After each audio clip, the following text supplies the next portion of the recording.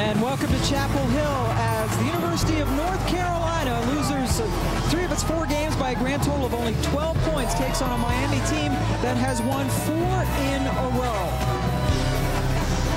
And the crowd is pouring in, getting ready for this very interesting matchup. Pam Ward along with Ray Bentley. The spotlight today, Ray, is on the head coaches. Randy Shannon, promoted from defensive coordinator, taking on the guy he used to work for in Butch Davis. Right. Butch Davis coached Randy Shannon, and he coached with him, and so they know each other quite well. Now, Butch Davis, he thinks his biggest challenge is to get his players to buy into the concept of ownership of the program. He's got a young team, but he feels like he's making progress. Now, Randy Shannon, he took over a Miami team with top 25 talent, but the question mark has been discipline. He had to actually suspend 2 starting wide receivers last week.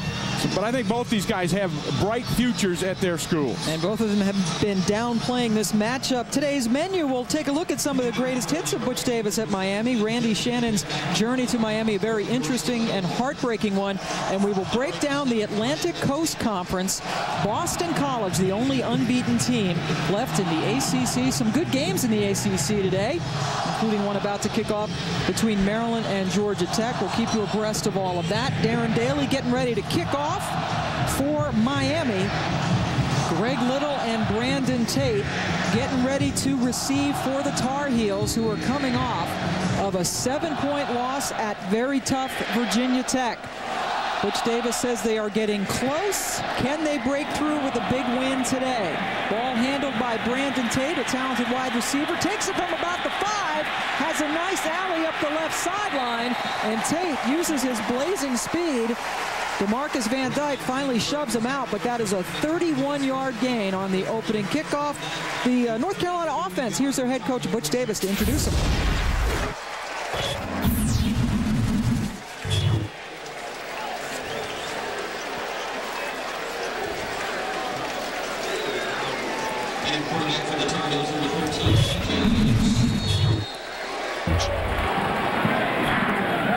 Anthony Elzy starts in the backfield, sort of a running back by committee for the Tar Heels as they are looking for a #1 guy. And Elzy had a great 4th quarter against Virginia Tech. First pass is completed to Hakeem Nicks, and Nicks only picks up about a yard. Calais Campbell, we anticipate calling his name a lot this afternoon, makes the stop. Former Miami linebacker now about to introduce his team's defense. Here's John Beeson.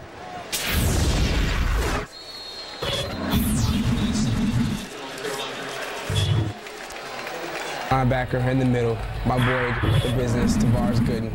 Next to him, you have Colin Thunder Dan McCarthy. And in the secondary, you have Kenny KP Phillips back there bringing the wood.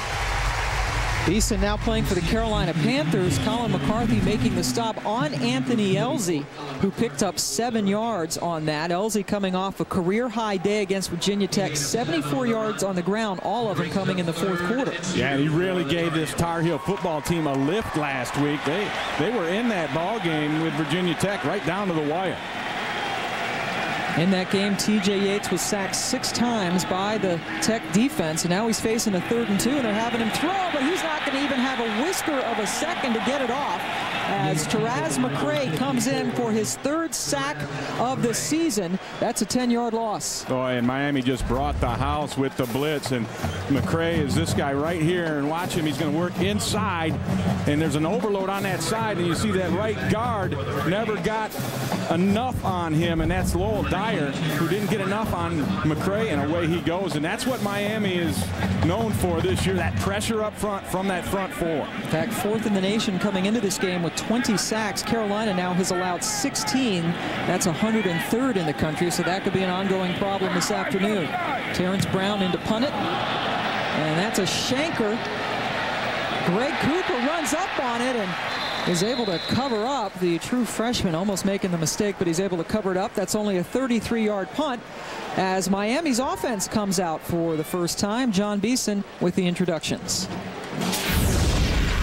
Leading the offense today, you have my boy, Kyle Wright, the right stuff at quarterback, handing the ball off to Baby J, you all know him, Javaris James. Paving the way for him, my boy, D Nasty, Derek Morris up front. John Beeson has a lot of boys on this team, doesn't he? Well, he played there last year, so he should. They are all his boys, and a lot of them are great talents. Javaris James is Edgerrin James's Cousin, and a great talent in his own right. He's in the backfield, but Wright comes out throwing on his very first attempt, and he one-hops it to Lance Leggett. Butch Davis now introduces his North Carolina defense.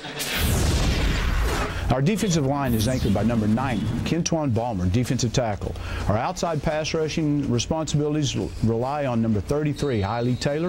Our linebacking core is led by number 48, Darrell Mapp, and our secondary is led by redshirt freshman Deontay Williams, number 27. And Jermaine Strong starting at corner for Kendrick Williams, who tore his ACL last week and is out for the season. So Strong is in the lineup. And with a 4-receiver set, they hand it off to Javaris James, and he is dropped for no loss by Marvin Austin, number 9, third straight game that he has started, a true freshman with a world of talent. Yeah, and Marvin Austin doesn't get blocked on this. Miami's going to pull the guy in front of him, and you see Austin kind of chokes his motor down, sees what's happening, never got blocked and got the penetration and made the play. Austin, a freshman out of Washington, D.C., one of the best defensive tackle prospects coming out. You see his I Love DC on his eye black there for his hometown folks watching from the nation's capital. 3rd and 10 for the Canes, their first possession. Wright throws it, and it is incomplete. There are more blue shirts near it than Darnell Jenkins, his intended receiver. So a 3 and out for the Hurricanes. Well, Pam, it's been raining here the last couple of days, and so far I've seen 2 Miami receivers slip on routes that they run, and it forced 2 incompletions. So they're going to have to figure out a way to get some footing down there. So both teams go 3 and out on their first possessions of the game. Matt Bosher now into punt for the first time. Brandon Tate waits on his 31. And a fair catch taken by Tate after a 37-yard punt. Carolina's going to start out from its 30. Marvin Austin, one of the best young talents in the country, already off to a good start early against the Canes.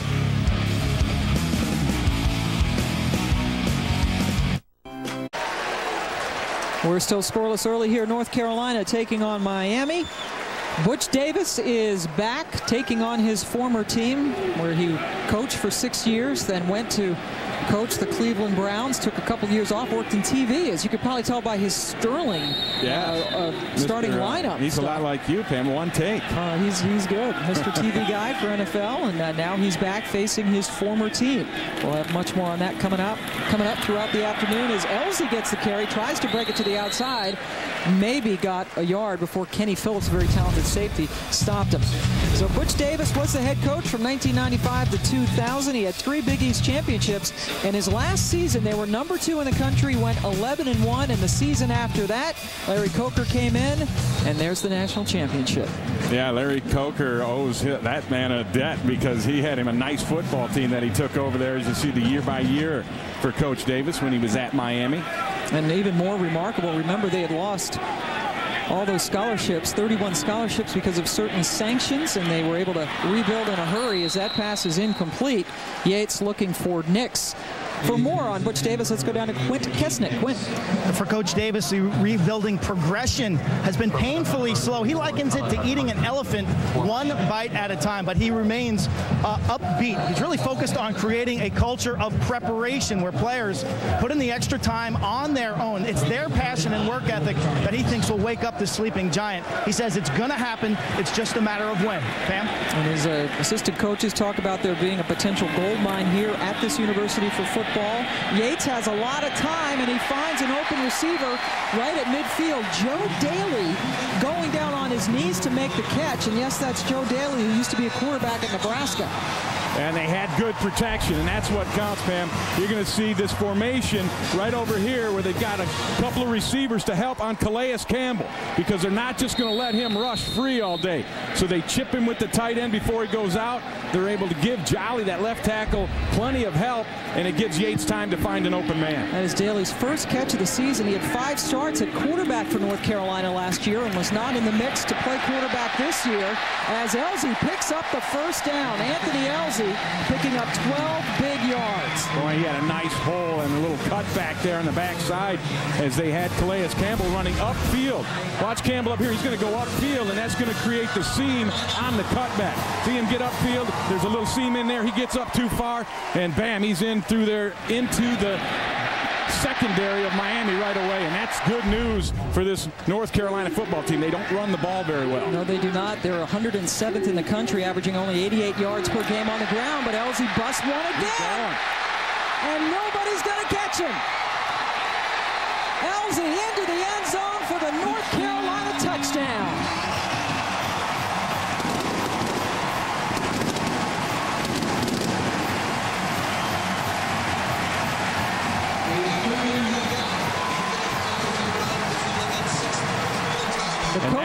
I'm sorry, Penn. That got him going here in Chapel Hill. The cannons go off again with fireworks. Elzy earned playing time, as coaches said, because of his 74 yards in the fourth quarter last week against Virginia Tech, and he does not disappoint.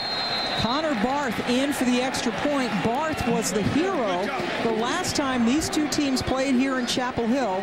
Connor, now a senior, when he was a freshman, he kicked the game-winning field goal for Carolina on the last play of the game.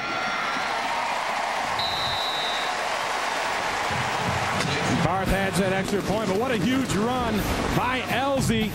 Breaking through the line, he gets a good block by Reynolds, and it's off to the races. And the Tar Heels draw first blood here at Chapel Hill.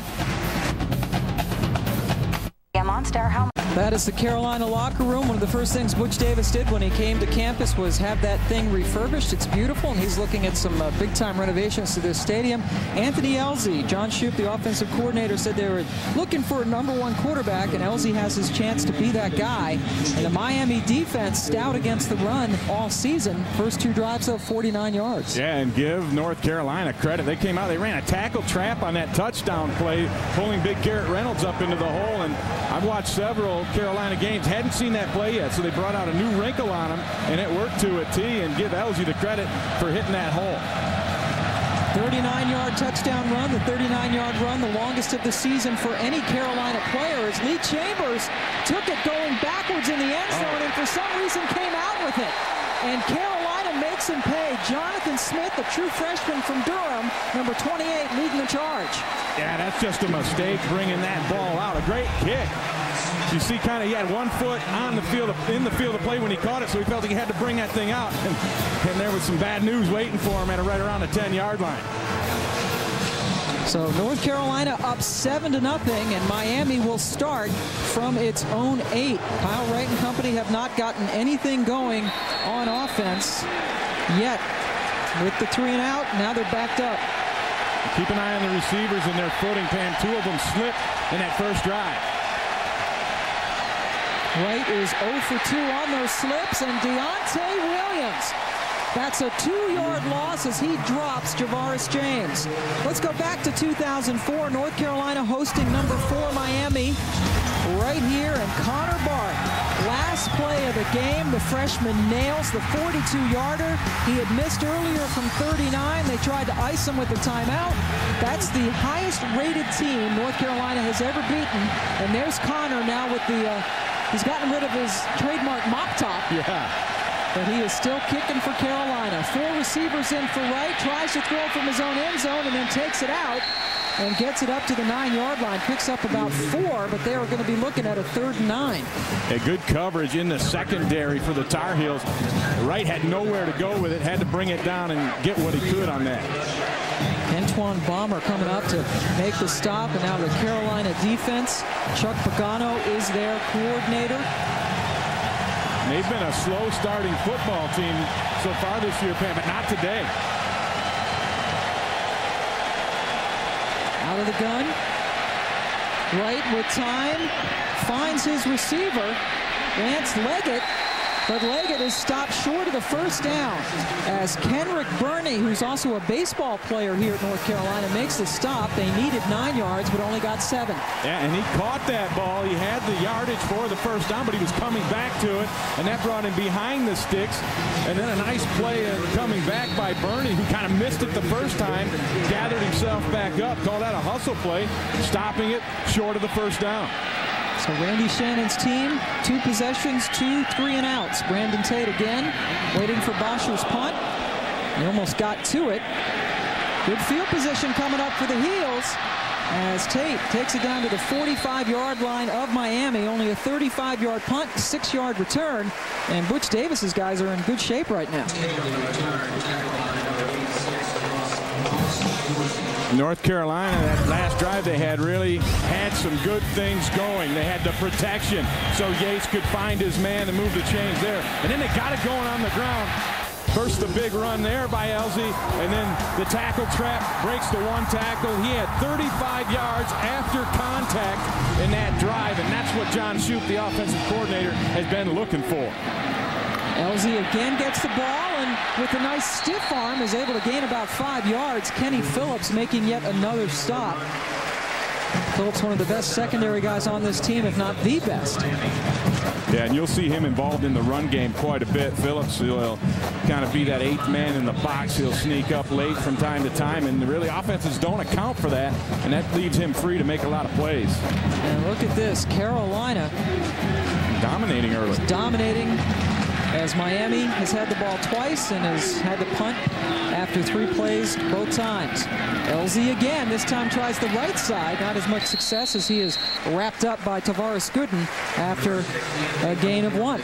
Let's go to the studio now. Our first visit today from Stan Verrett. All right, Pam, this Taco Bell studio update takes us to Indiana. Minnesota in town visiting James Hardy. Up top, Kellen Lewis, rather, to James Hardy down inside the 10-yard line, and then they'll hook up again. It's Lewis to Hardy, and Indiana up 7-6 right now on the Golden Gophers. Right, Stan, that's quite a combination with those 2 guys for Indiana, as they are off to a terrific start. After the tragic loss of Terry Hepner during the offseason, that pass is incomplete, looking for his tight end Richard Quinn, but it was tipped away as Yates now 2 for 4 on the afternoon. Great coverage by the middle linebacker, Tavares Gooden. As you know, a lot of times they'll match up, middle linebackers will, against tight ends, and Gooden just took it away from him. Look at this, Ray, 4th and 3, and Carolina's going to go for it. And they're in kind of that no man's land there where, you know, what are you going to get out of a punt? Odds are it could be a touchback, so what the heck? It'd be a 55-yard field goal if they tried that. Might as well go for it. You're rolling right now. Elzy in the backfield, and they throw forward and get it as Brandon Tate comes across. And they needed 3, got 4, so the gamble pays off for Butch Davis. And one of the things that John Shoop, the offensive coordinator, told us, he's going to move his receivers around with a lot of motion, and that'll avoid the press coverage from Miami's secondary. And they did it right there with Tate, motioned him across the formation so there's nobody can get hands on him right at the snap, and he gets what he needed for the first down. That was one of Shoop's major concerns, was how his receivers would handle the physical corners for Miami. First down, Carolina on the 34. There's that motion again. Little play action. Yates going for it all, and it's just off the fingertips of Brandon Tate. Boy, it looked to me like Tate could have got both hands up there and maybe brought that one in. He was covered by Carlos Armour and Kenny Phillips, but it did look catchable. And TJ Yates missed a couple of, actually 4 touchdown passes he's missed in the last 2 weeks, and I think he's going to feel like he had that one, and you know, his receiver Tate has to do a better job bringing that in because he thinks he's got one. Tate's second in the ACC in all-purpose yards. You've seen him as a punt and kick returner today.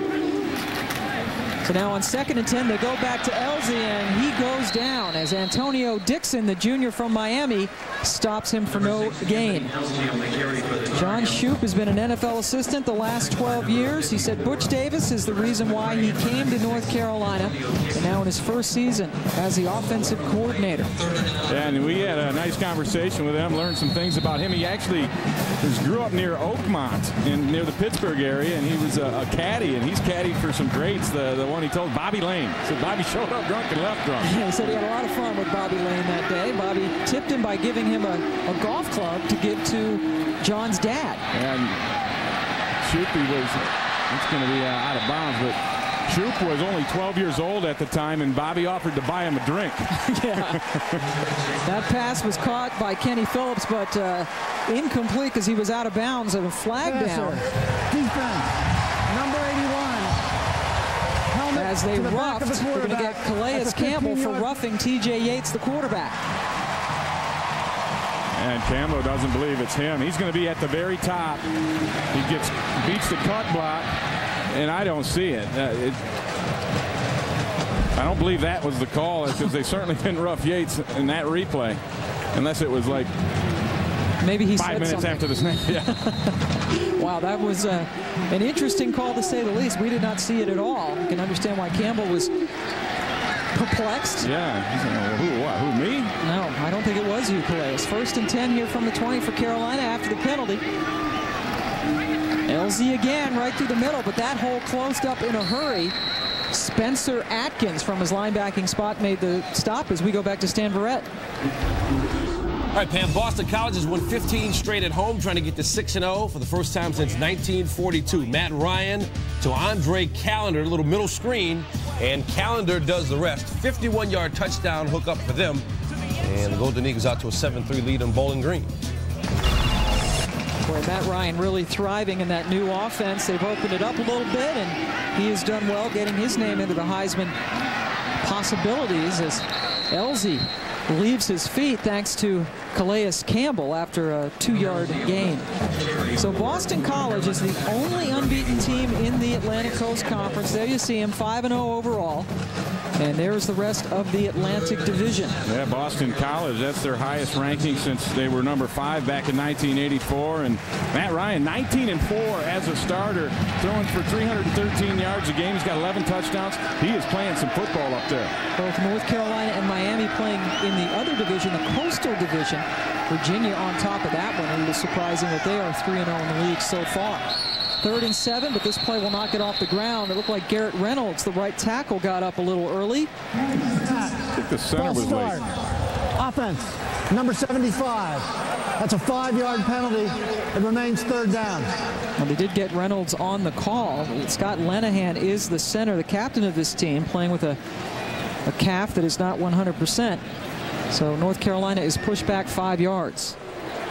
But they got to be happy with this start, Pam. The touchdown drive primarily on the ground the last time they had the football, and defense came in and played well and put this offense in scoring position again. Lenahan actually not at center. It's Lowell Dyer, the sophomore from Durham. So Lenahan is out of the game. Usually the starting center. Couple of fakes, and then Yates goes against the grain to Elzy. And Elzy keeps on fighting as Miami had it covered nicely. Tavares Gooden with the stop, but Elzy fought for 6 yards. Yeah, Gooden made a great play sliding underneath that screen, those blockers that were set up, and he's the first man to hit Elzy. And Connor Barth comes in now on 4th and 6. There's the old hairdo. There you go. He's made 15 straight field goals. This will be a record if he makes it, a school record for North Carolina. Kenny Miller also with 15 straight. Barth lining up for a 33-yarder. And Connor Barth stands alone. The North Carolina record now for consecutive field goals made. That one is good from 33. And Butch Davis, taking on his former team for the first time, is off to a terrific start. North Carolina leading Miami 10-0.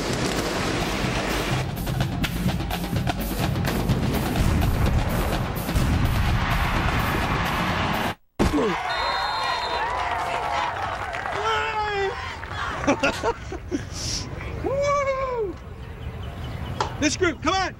Woo. It's not easy going it alone. That's why we're making it easier than ever to get a State Farm agent for car insurance. Call an agent's office 24/7. Stop by or go to statefarm.com to get an agent who's there for you. Online, on the phone, or in the office. Like a good neighbor, State Farm is there. GM OnStar, how can I help you? This is Tiger Woods. I am locked out of my car. It is raining, and I'd rather not use this 9-iron. I can unlock your enclave from here. OnStar can do that? Here you go.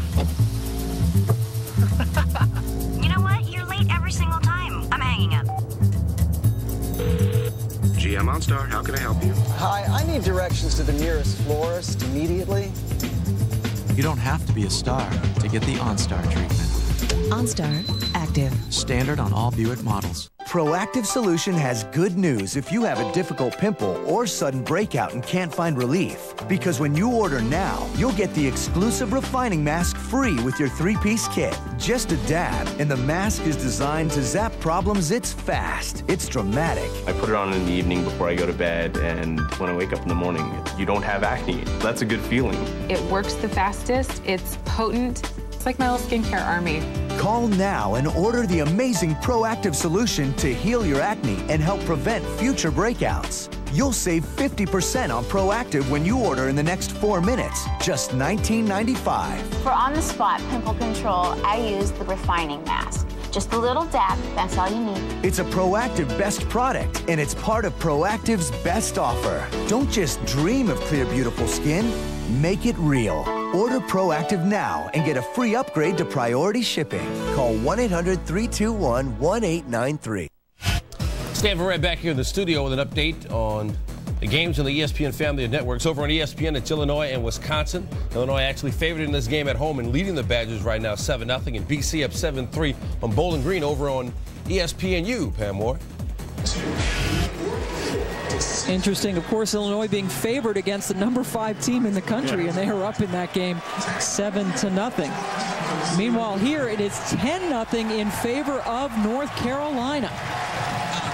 This North Carolina team under Butch Davis losing 4 in a row to East Carolina, Virginia, South Florida, and Virginia Tech. And really, that South Florida game was the only one they weren't competitive in. Yeah, they had chances, opportunities to win all those other games. And, you know, Miami has struggled on the road. Their only road game this year, they got spanked by Oklahoma, 51-13. So, you know, they've not been the same team away from the friendly confines of the Orange Bowl. Only beat Duke by 10 last week at home. Ryan Hill from his 3. Returns the kickoff, gets a nice lane, and he is finally taken down around midfield. Matt Merletti, the true freshman from Cleveland, whose dad is an executive with the Browns, saved the touchdown, but that's a 47-yard return for Ryan Hill. Yeah, and that may wake up this football team. Here goes Hill, and it's just good blocking in front of him. He makes that one little cut, beats that first man, and he's off to the races, and the kicker got a little hand on him, and then Merletti made the saving tackle.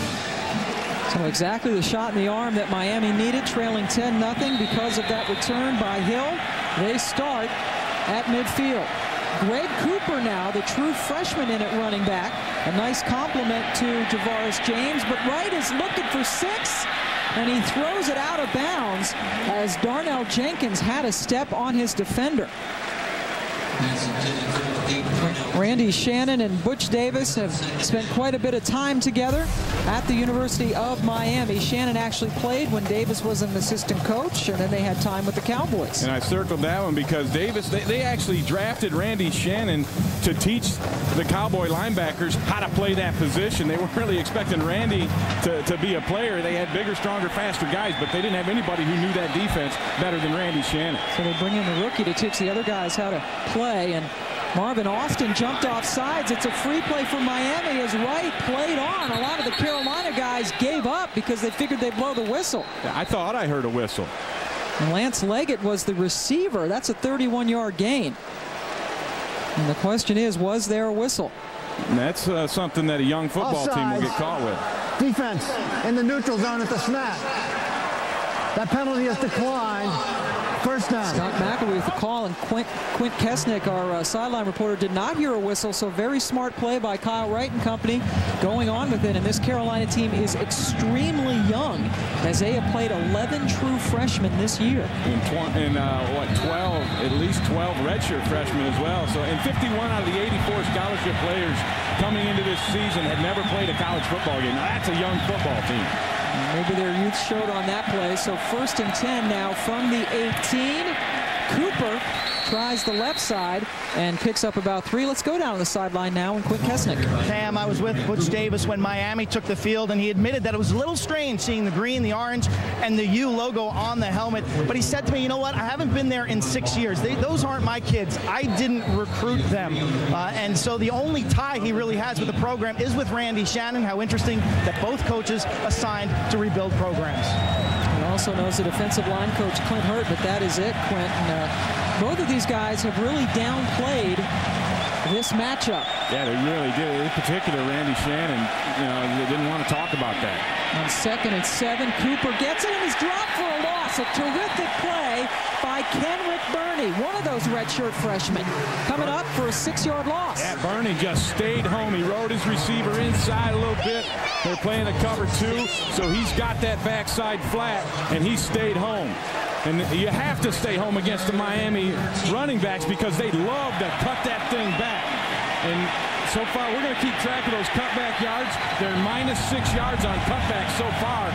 I think that'll go up as the day goes on because those two backs are very good at that. And that Carolina baseball team is a tough team on which to play. They've been to the College World Series. And Burney plays there and also having a good game so far in the backfield. Is dropped right away after the completion is Lance Leggett. And now the officials are deciding whether or not it was a catch, and indeed it was. That's a 7-yard gain for Leggett, who fumbled the ball out of bounds. Yeah, he caught it, and Tremaine Goddard came over there and whacked him and knocked it out of his hands. Goddard has been playing with a splint on his wrist for most of the season, and on 4th down, Francesco Zamponia comes in for the first time, 3rd in the ACC in scoring. The ball will be placed at the 15-yard line. The clock will start on the ready for play signal. Okay, the ball was fumbled forward to the 11, but the rule will take it back from which it was fumbled. Can't fumble it forward, so a 32-yard attempt for Zamponia. 6th-year non-scholarship player finally getting an opportunity to kick. Guy's not even in the media guide. Yeah, he didn't find out till the day before camp started. And that one is wide. So Zamponia misses it wide left, and the Carolina defense gets itself a stop. Well, and Randy Shannon just bringing the troops back over. Come on over here, let's regroup. Missed a golden opportunity for points right there. As he misfired on a 32-yard field goal. He had been 1 for 2 from that distance. So wide right on that miss. And Butch Davis likes it. So everything going right for him so far. So even on that possession, some of Miami fans making the trip to Carolina. They started that drive on the 50 and come away empty. TJ Yates and the North Carolina Tar Heels with a 10-0 lead. Anthony Elzy with a touchdown run. Connor Barth with a 33-yard field goal. And here's Elzy again. John Shoup wants a #1 tailback, and maybe they're finding him today in Elzy, who picks up a dozen yards. It is Gut Check Saturday, and what a lineup for college football fans. What a day to sit there with your remote and just be in college football heaven. And nothing like a good gut check, and there's going to be a couple. I tell you what, that Florida-LSU game is going to be an unbelievable football game coming up tonight. And then Ohio State-Purdue. We're going to find out more about the Big Ten in that ball game, also that Illinois-Wisconsin game going on, because I still haven't figured out that Big Ten yet this year. It's very perplexing. Purdue with a great offense taking on Ohio State.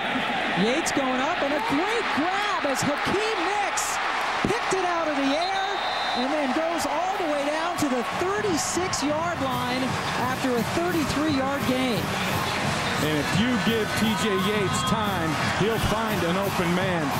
And that time, Hakeem Nicks was wide open going across the middle. Here he is getting off that press, going into the next level, and then just breaking to that outside there. And the safety is late coming up, and Nicks very good running after the catch. But again, the key to that whole thing was TJ Yates had the time to make that throw. Nicks on his way to leading the team in catches for the 2nd straight season. Did it last year as a freshman. Down to the 35-yard line, and Kenny Phillips with another stop as he takes down Anthony Elzy for no gain. Let's go back to Stan Barrett. All right, Pam, this is the biggest Kansas State game in a while. Kansas coming in 4-0, but Kansas State had won the last 8 against the Jayhawks. And there's their do-it-all guy, Jordy Nelson, from Josh Freeman, in for the touchdown. And the Wildcats lead 7-0 right now.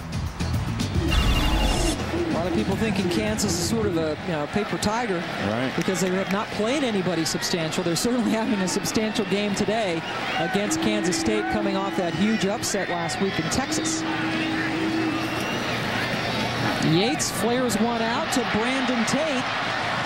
And Tate will only pick up about a yard before Colin McCarthy makes the stop. McCarthy only a sophomore, so 3rd and long coming up for the Heels. TJ Yates, we spoke with him, Pam, and he started out like a house of fire. His first 3 ball games, had 9 touchdowns, was throwing for over 300 yards a game, and then he ran into some tough defenses. And but he's gotten better, and that's the thing that Coach Shute told us about him. He doesn't want the coaches to slow things down for him. He wants as much as he can take, and he wants to get it done, and he's improved each week. And that time he finds the right guy, but Hakeem Nicks, who was wide open at the 30, was unable to bring it in. It's a little bit behind Nicks, but certainly a catchable football. As you're going to see again, they go in motion to try and avoid that press, and then he's just running what I call a China route, just underneath everything. And Yates knows he missed it by just a little bit, and that'd have been a nice run after the catch opportunity, which Nicks is excellent at. So a 50-yard attempt, first of the season for Connor Barth, actually 51. He's already made school record 16 straight field goals. This would be his longest of the season. And that one goes through. Connor Barth can't miss. And that's about the extent of his range, because he just snuck that over the crossbar. His career long, a 54-yarder against NC State last season. He has not missed since the 2005 season, and he's 2 for 2 today. And everything going right for the Tar Heels here in the first quarter. So Barth now 4 for 7 from his career from at least 50 yards away, and Butch Davis has a reason to applaud, and Connor Barth has a reason to be happy. 13-0 Carolina. Later tonight on ABC at 8 Eastern, 2 unbeaten Big Ten teams meet. It's Ohio State and Purdue. Pac-10 markets, and some of you in Indiana will see Notre Dame UCLA. Also available on ESPN Game Plan. For more information, log on to ESPN.com. I'm sorry, Ben, there's another one of those Big Ten games that will kind of help us figure out what's going on. Some of the top 25 highlights. LSU jumping over USC last week. And look at all those highest ranking senses. Yeah. The college football world is upside down a little bit. Cal at number 3, South Florida. What a great job Jim Leavitt has done in Tampa. His team's still unbeaten. And Barth pops one up. They decide not to go deep. And it is collected at the 32-yard line by Daryl Sharpton, the linebacker. Yeah, he looked a little worried about that catch. He made the fair catch signal and then kind of beat it up before he caught it, but that's a good play by him. Yeah, they wanted to keep it away from Ryan Hill, who had a 47-yard return on a kick earlier in this quarter. So Miami gets fairly good field position at the 32, but they've got to get this offense going. Miami today has run 6 plays, and they have 43 total yards. And not getting it done on the ground at all. Only 1 first down for the Hurricanes, who come in 4-1 on the season. James gets the handoff, and he's not going to get out of that. Dropped for a big loss by E.J. Wilson. 4 yards backwards for James. Oh, and North Carolina is playing very well right now. And this Miami football team is a team that feeds on emotion. When things are going good for them, and I don't want to call them front runners because I don't know if that's the right term necessarily, but when they play with emotion and excitement, they are a much better football team. But they haven't had much to get excited about yet here today in this first quarter. But the first quarter belonged to North Carolina. They had 3 tackles for loss on Miami. And their vaunted running game, Anthony Elsley, he's been stealing the show at running back as we head to the second quarter. 13-0 Heels.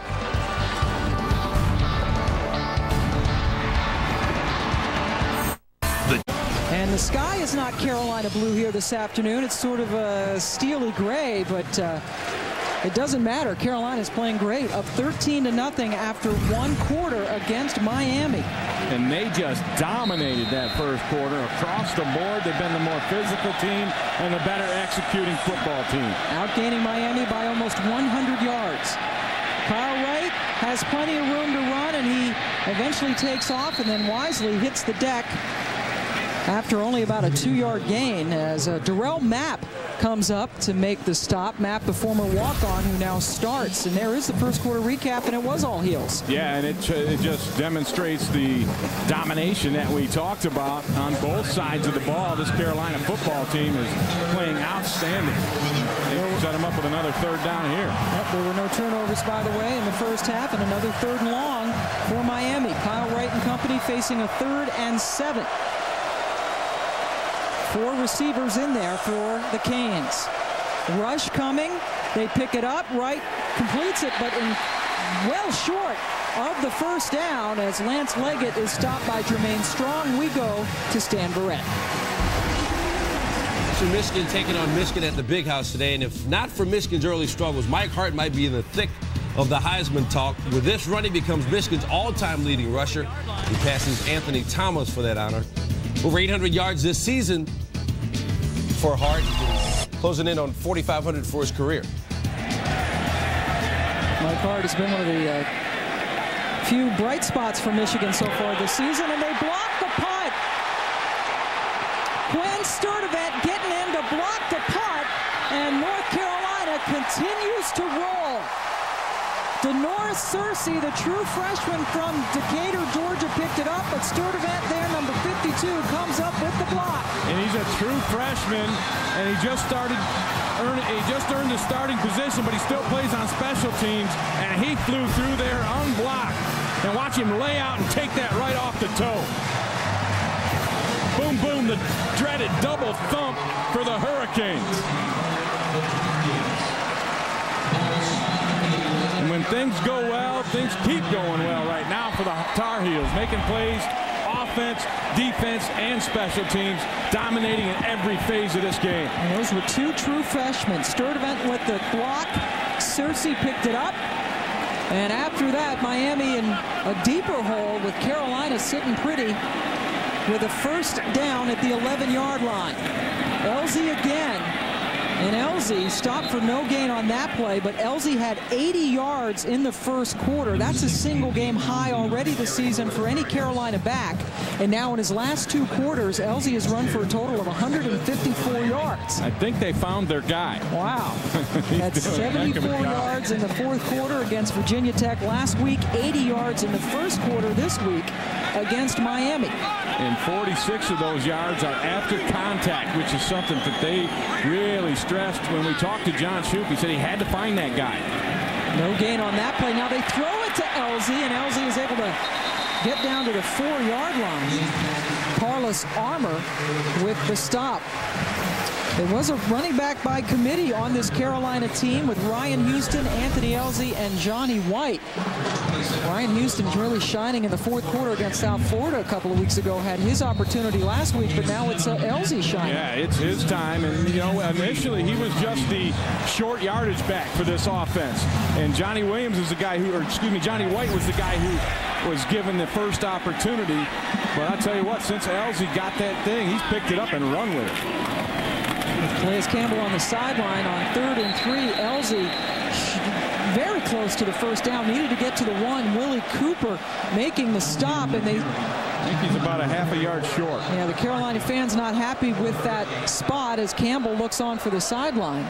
Colin McCarthy, number 44, meanwhile, is down on the field for Miami.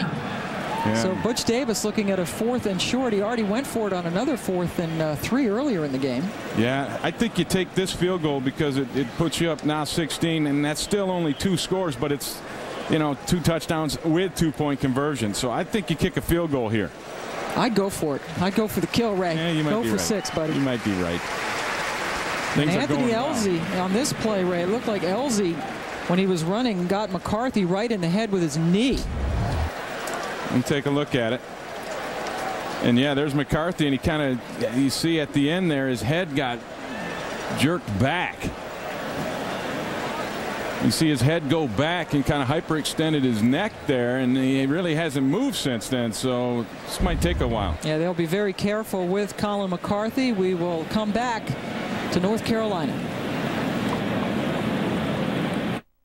Presenting the 263 horsepower Lincoln MKZ, rated highest in initial quality according to J.D. Power and Associates. Now joined by the fastest selling luxury crossover, the Lincoln MKX, with its award-winning safety and panoramic Vista roof. Reach higher and you're destined to reach the top. Now drive the innovative Lincoln MKX for $359 a month. Home. It's different things to different people. Whatever it means to you, you'll find it on our homepage, Century21.com. Century 21, the gold standard. Most people go through life following Plan A. It's predictable, it's expected, it's routine. But what if you're not a Plan A kind of person? Welcome to Plan B from Brother. Our new color laser printers and all-in-ones are for those who make the better choice, not the obvious one. With more performance, more speed, more affordability. So make the smarter decision. We call it Plan B. Brother, at your side. It's probably nothing.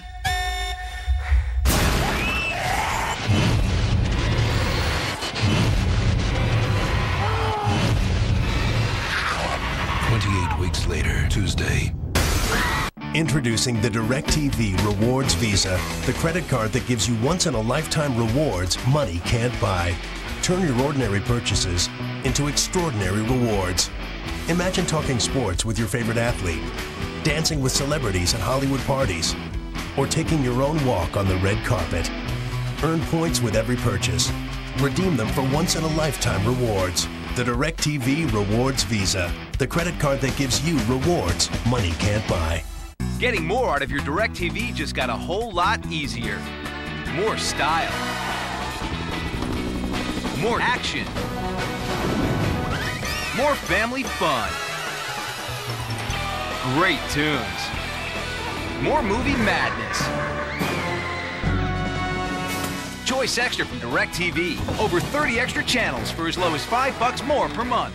Tune in October 5th through the 7th for the Choice Extra free preview weekend. We're back in Chapel Hill. Very good sign. Colin McCarthy was able to get up and walk off the field under his own power. The sophomore from Clearwater, Florida, who had his neck snapped back a little bit as Anthony Elsie ran over him. And as McCarthy was making the tackle. And Butch Davis is rolling the dice again, and he's going for it. Fourth and about a half a yard from the 2. The sneak is open. If he just takes it, they don't have everybody covered up there. They were going for the hard count, trying to draw him off. It didn't work, and T.J. Yates calls the timeout. So maybe now we'll see Connor Barr. But if you get that same look, I say go with that quarterback sneak. They're only covering the center, and they're leaving both those guards uncovered. And Carolina has done it in all phases here so far as Elsie rips off that big touchdown run to start the scoring. They've made 3 tackles for loss already. This Miami running game has just but 1 yard, and then they block the punt. Sturdivant, the true freshman, with the special teams play, and that's what's put them in this scoring position down here. 4th down and about a foot here, right inside the Miami 2. 18 of North Carolina's last 20 plays have come in Miami territory, and I don't know if she's sleeping or passed out from. She can't handle it. She just can't take it anymore, the Miami fans. Make it go away. Yeah, this is a very good crowd, by the way, here at Kenan Stadium, and after the timeout, they're still going to go for it. So T.J. Yates coming back out, Anthony Elsie, number 6, deep in the backfield. He can sneak it and get it. He does sneak it. The question is, does he get it? And yes, he does. Yeah, Miami didn't cover up the guards. I mean, you gotta play for that quarterback sneak when it's less than a yard down in this area, and you gotta jam people up over that center and both guards. And Miami didn't do it, and the sneak was right there. And I'm sure John Shoop saw the same thing I saw, and that's why they decided to go for it and get it in that way. And now another Miami player is on the ground. So Yates gets the first down. It will be 1st and goal from the 1. And this is 2 straight plays. Now Antonio Dixon, the big junior defensive tackle, who is on the ground. And well, this is not at all what Coach Shannon was anticipating coming in to take on this Tar Heel team.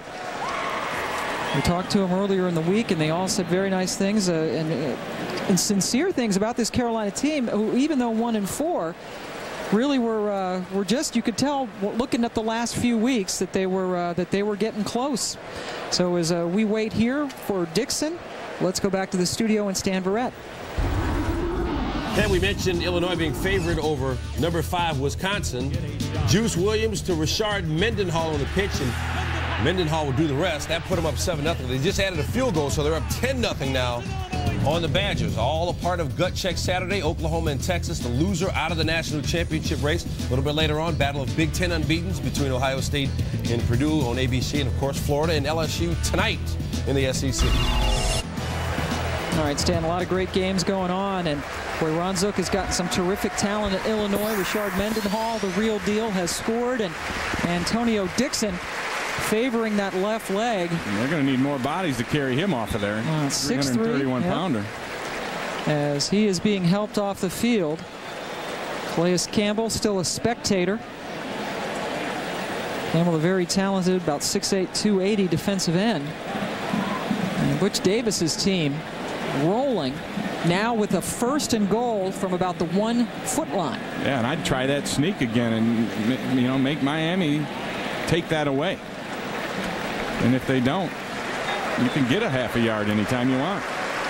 Miami gave up a whopping 51 points to Oklahoma on the road, their 2nd game of the season. But since that time, the most points they've given up is 17, and that was to Texas A&M. And you see the Miami defense has been quite good in all categories. The points allowed always very important, at 25th in the country at 18.8. That sneak is there again, Pam. Yep, and they can go over that. They go with the sneak. It's too easy. That's a touchdown. He's well into the end zone. Still waiting for the signal. TJ Yates on the sneak. It does indeed work again.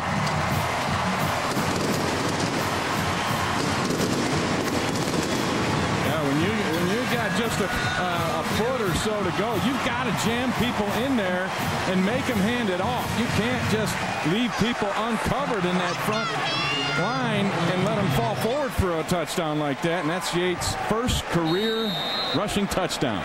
And then she's still asleep. Must have been a long night.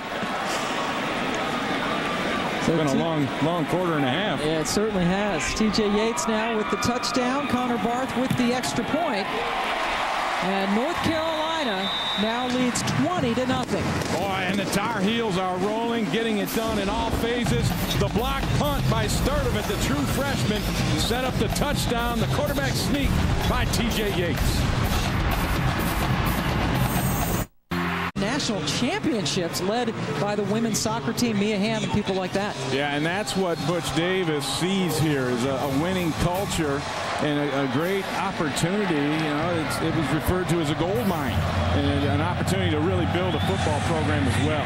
He is very confident that he can bring that kind of prominence here. Ryan Hill, who already has a 47-yard kick return today. They didn't kick to him last time.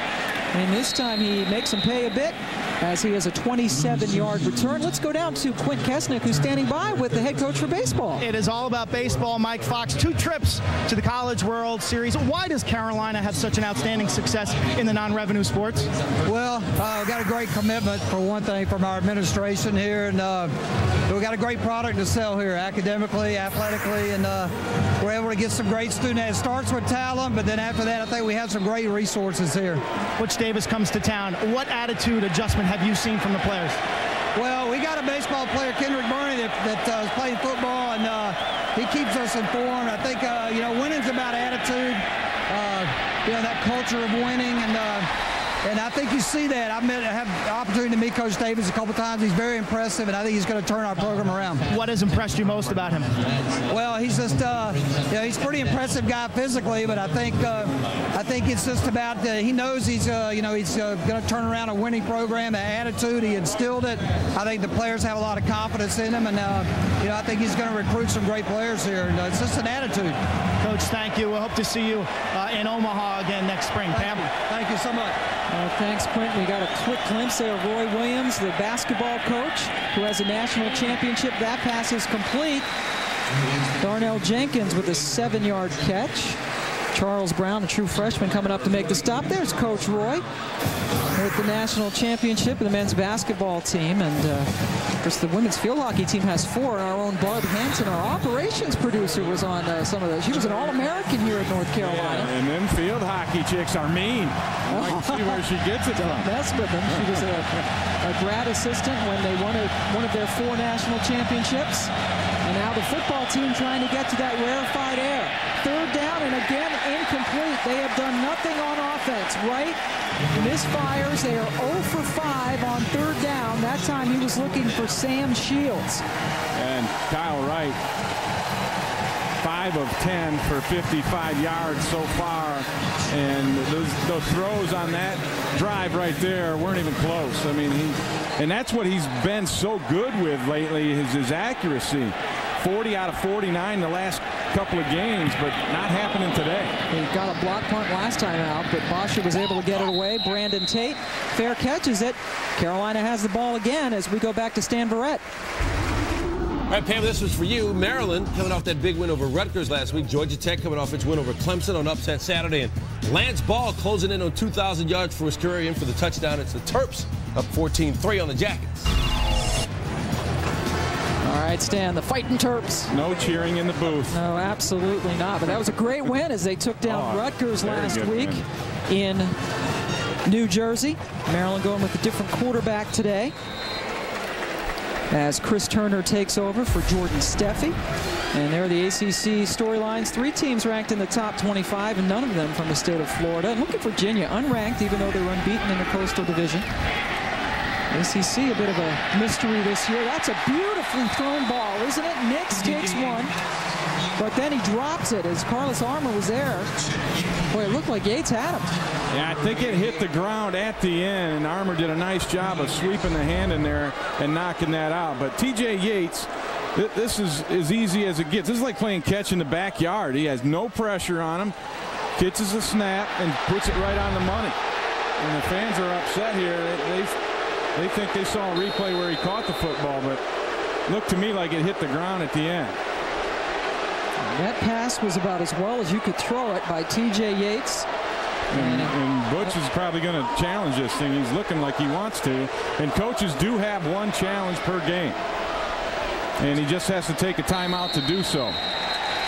Every play is looked at upstairs, and there was no stoppage upstairs. So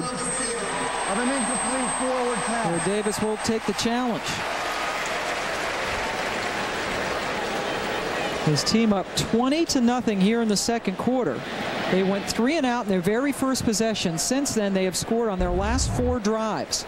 Well, let's take a look at this, Pam. And as you said, a perfectly thrown ball right in there. And you see that's kind of where it goes out. But it looked like maybe he had his arm underneath it.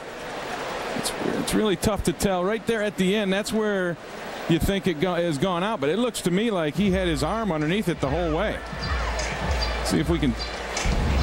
I mean, those are the angles that we have at it. And our replay officials today, yeah, you can see it. I think it does come out. But our replay official is Ted Jackson, who has 44 years of experience. It's his 3rd year of replay. And the communicator is Mr. Bradley Faircloth, who told me he's the real deal. So. Oh, he says he is the real deal. All right. The knee is down. And then the ball, yeah, right there, you can see it. It's on the ground.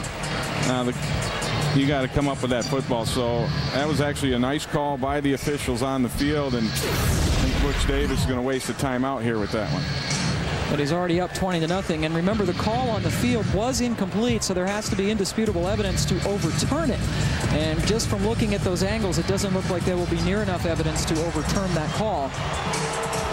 And they're taking some time, and the fans are getting a little restless.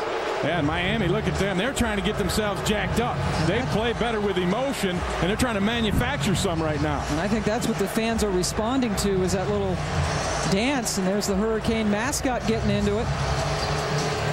And maybe that's what they needed, a little dance. They need something.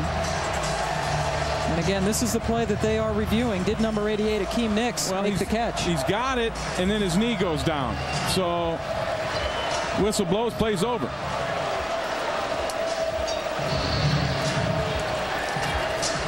but you have to end up with the football in your possession. So it's going to be what they determine over there. I'd hate to have to call it. The call on the field of an incomplete catch has been reversed by replay. There's conclusive evidence that the runner caught the ball, was down, and then the ball things keep going the way of Butch Davis and the Tar Heels. They said that he was in possession of the ball when his knees went down, and Butch Davis's reaction to the reversal.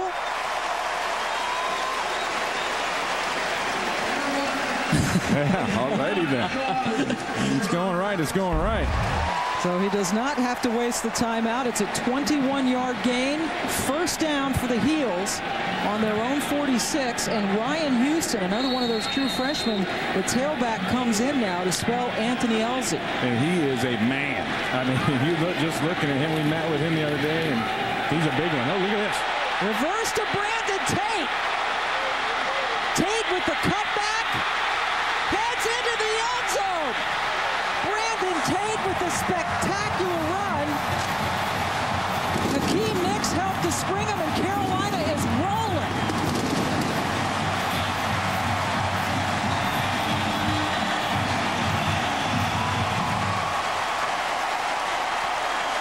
It's a good day to be wearing blue.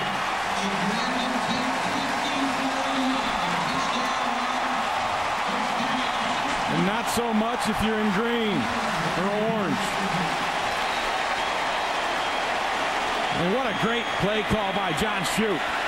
They brought the big freshman in to run the football. Everyone thinking he's going to pound it, and they spring the reverse on him. That's the 5th carry of the year for Tate. 54-yard score. Connor Barth makes it 27-0.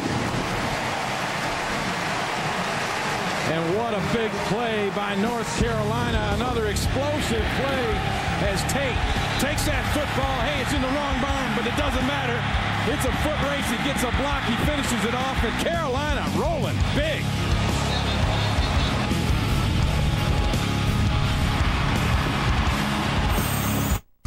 Every other fire truck in the country is painted red. Not here in Chapel Hill, Ray. Yeah, blue. Everything blue today for North Carolina. They are playing great football. Getting it done on the ground, Pan. They have 2 rushes, which were season highs. That last one, 54-yarder. They have 128 yards on the ground. The most they've had all year was 124 last week. So they have turned the corner. And when we spoke to John Shoup, the offensive coordinator, said, you know what, we're getting better, but we don't have anything to show for it. Now they do. Yeah, his team was not getting discouraged by that as Ryan Hill tries to make something happen, but he stopped just past the 20-yard line. 13-yard return for Hill. Lots of big plays here for Butch Davis's guys already. Yeah, an explosive football team today. They've got the 4 runs for 10+, a couple of 20+ yard passes, that kick return, the first one for 37 yards, and then that block punt. And when you get a punt block, you often end up losing that ball game, and that's the situation Miami's in right now. Don Sturdivant with a block punt when it was 13-0, led to a touchdown. They've since added another field goal, as this could be a free play for Wright, and he overshoots his target again, Lance Leggett, as Marvin Austin jumped in the middle of the line for the Tar Heels. And it's been a day of big plays for this Carolina offense. This was the touchdown run that got it going with Elsie, broke a tackle there. Then that block punt by Sturdivant, flying up the middle, got the hands on it, and then they cap it off. They come right back after that block punt and hit him, sting him bad with a big reverse, as Brandon Tate shows you what he has in open field. And Hakeem Nicks had a couple of nice blocks on that. They're doing it all 3 phases of the game, offense, defense, and up 27-0 on Miami. That wasn't offsides against the Tar Heels, so it's 1st and 5 for the Hurricanes.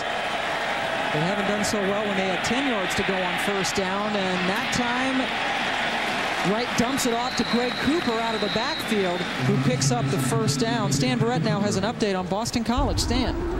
All right, Pam, Boston College with its highest ranking since 1984, taking on Bowling Green, the top passing team in the MAC.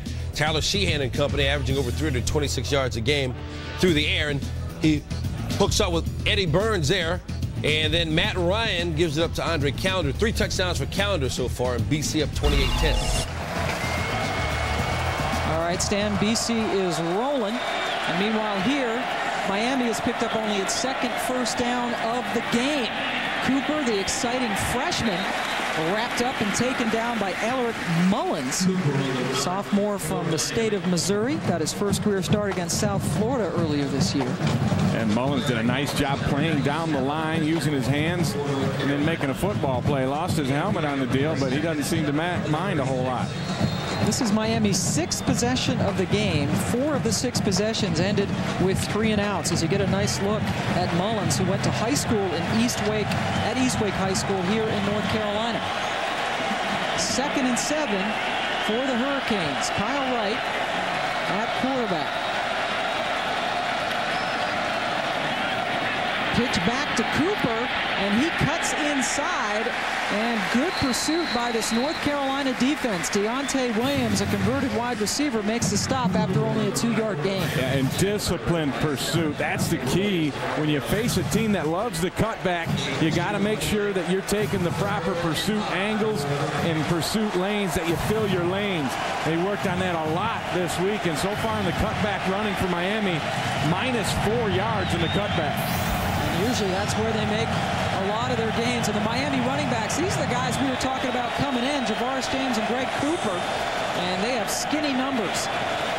Can Miami convert a 3rd down finally? Maybe. Yes, it looks like they will, as Darnell Jenkins caught it, and with the spot gets the first down. So the first time Miami has converted a 3rd down today. And I think, in watching Kyle Wright on film, he's much more accurate between the hashes, in the middle of the field. That's where he's really been making a lot of his throws, and that was a good example of it right there. Kyle Wright lost the starting job during the offseason, as you see the comparison with T.J. Yates, as Kirby Freeman started the first couple of games, and then Wright came in the Oklahoma blowout and has had the starting job since then. Changed the play at the line here. Handoff to Cooper, and Cooper finds a nice hole and gets close to another Miami first down as Williams makes the stop 10 yards downfield. And a little more on that Kyle Wright story, Pam. When he was benched after training camp, that was the first time since he was 6 years old and started competing that he had ever been anybody's backup. And he said he took it really bad, took it hard, was upset, but he talked to his parents and they told him, listen, man, don't let anybody know that you're down. Get yourself back in there, get to work, and let's get this thing done. His parents, Ken and Kathy, go to a lot of games, not here today, but he said that really helped him get through that, and he did. He went back to work. You just see they're about 6 inches or so shy of that first down. But he went back to work. He kept his head down, went at it, and then he got his chance. And since he's gotten his chance, he's been outstanding. He's kind of fulfilled some of that promise that he had, being one of the top recruits in the nation as a freshman.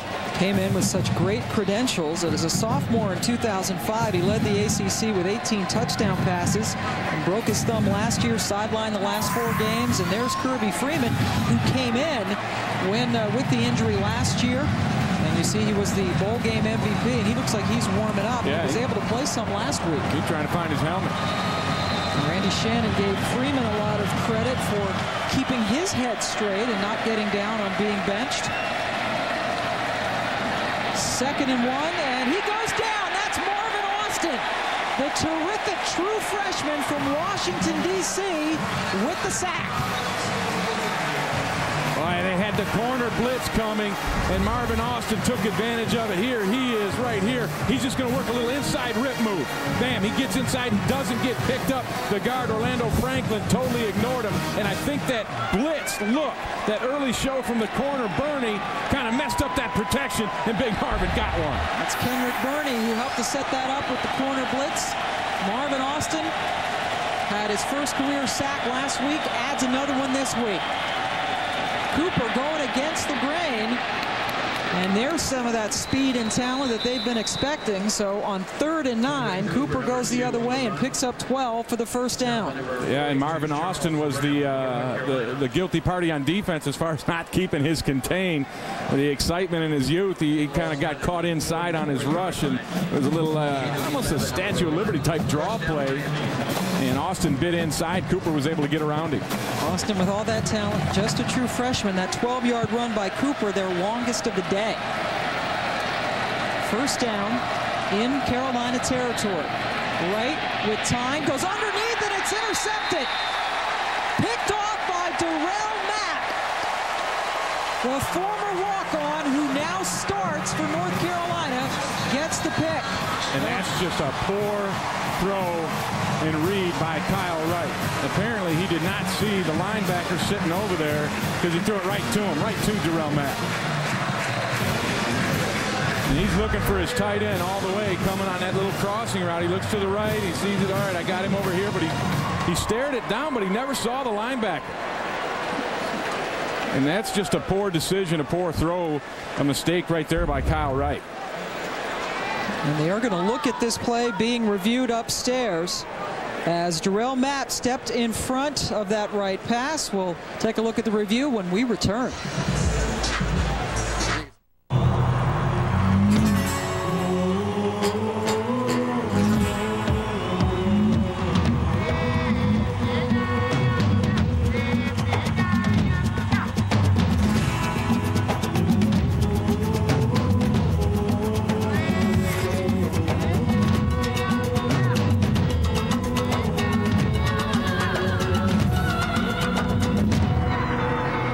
Reach higher. UM.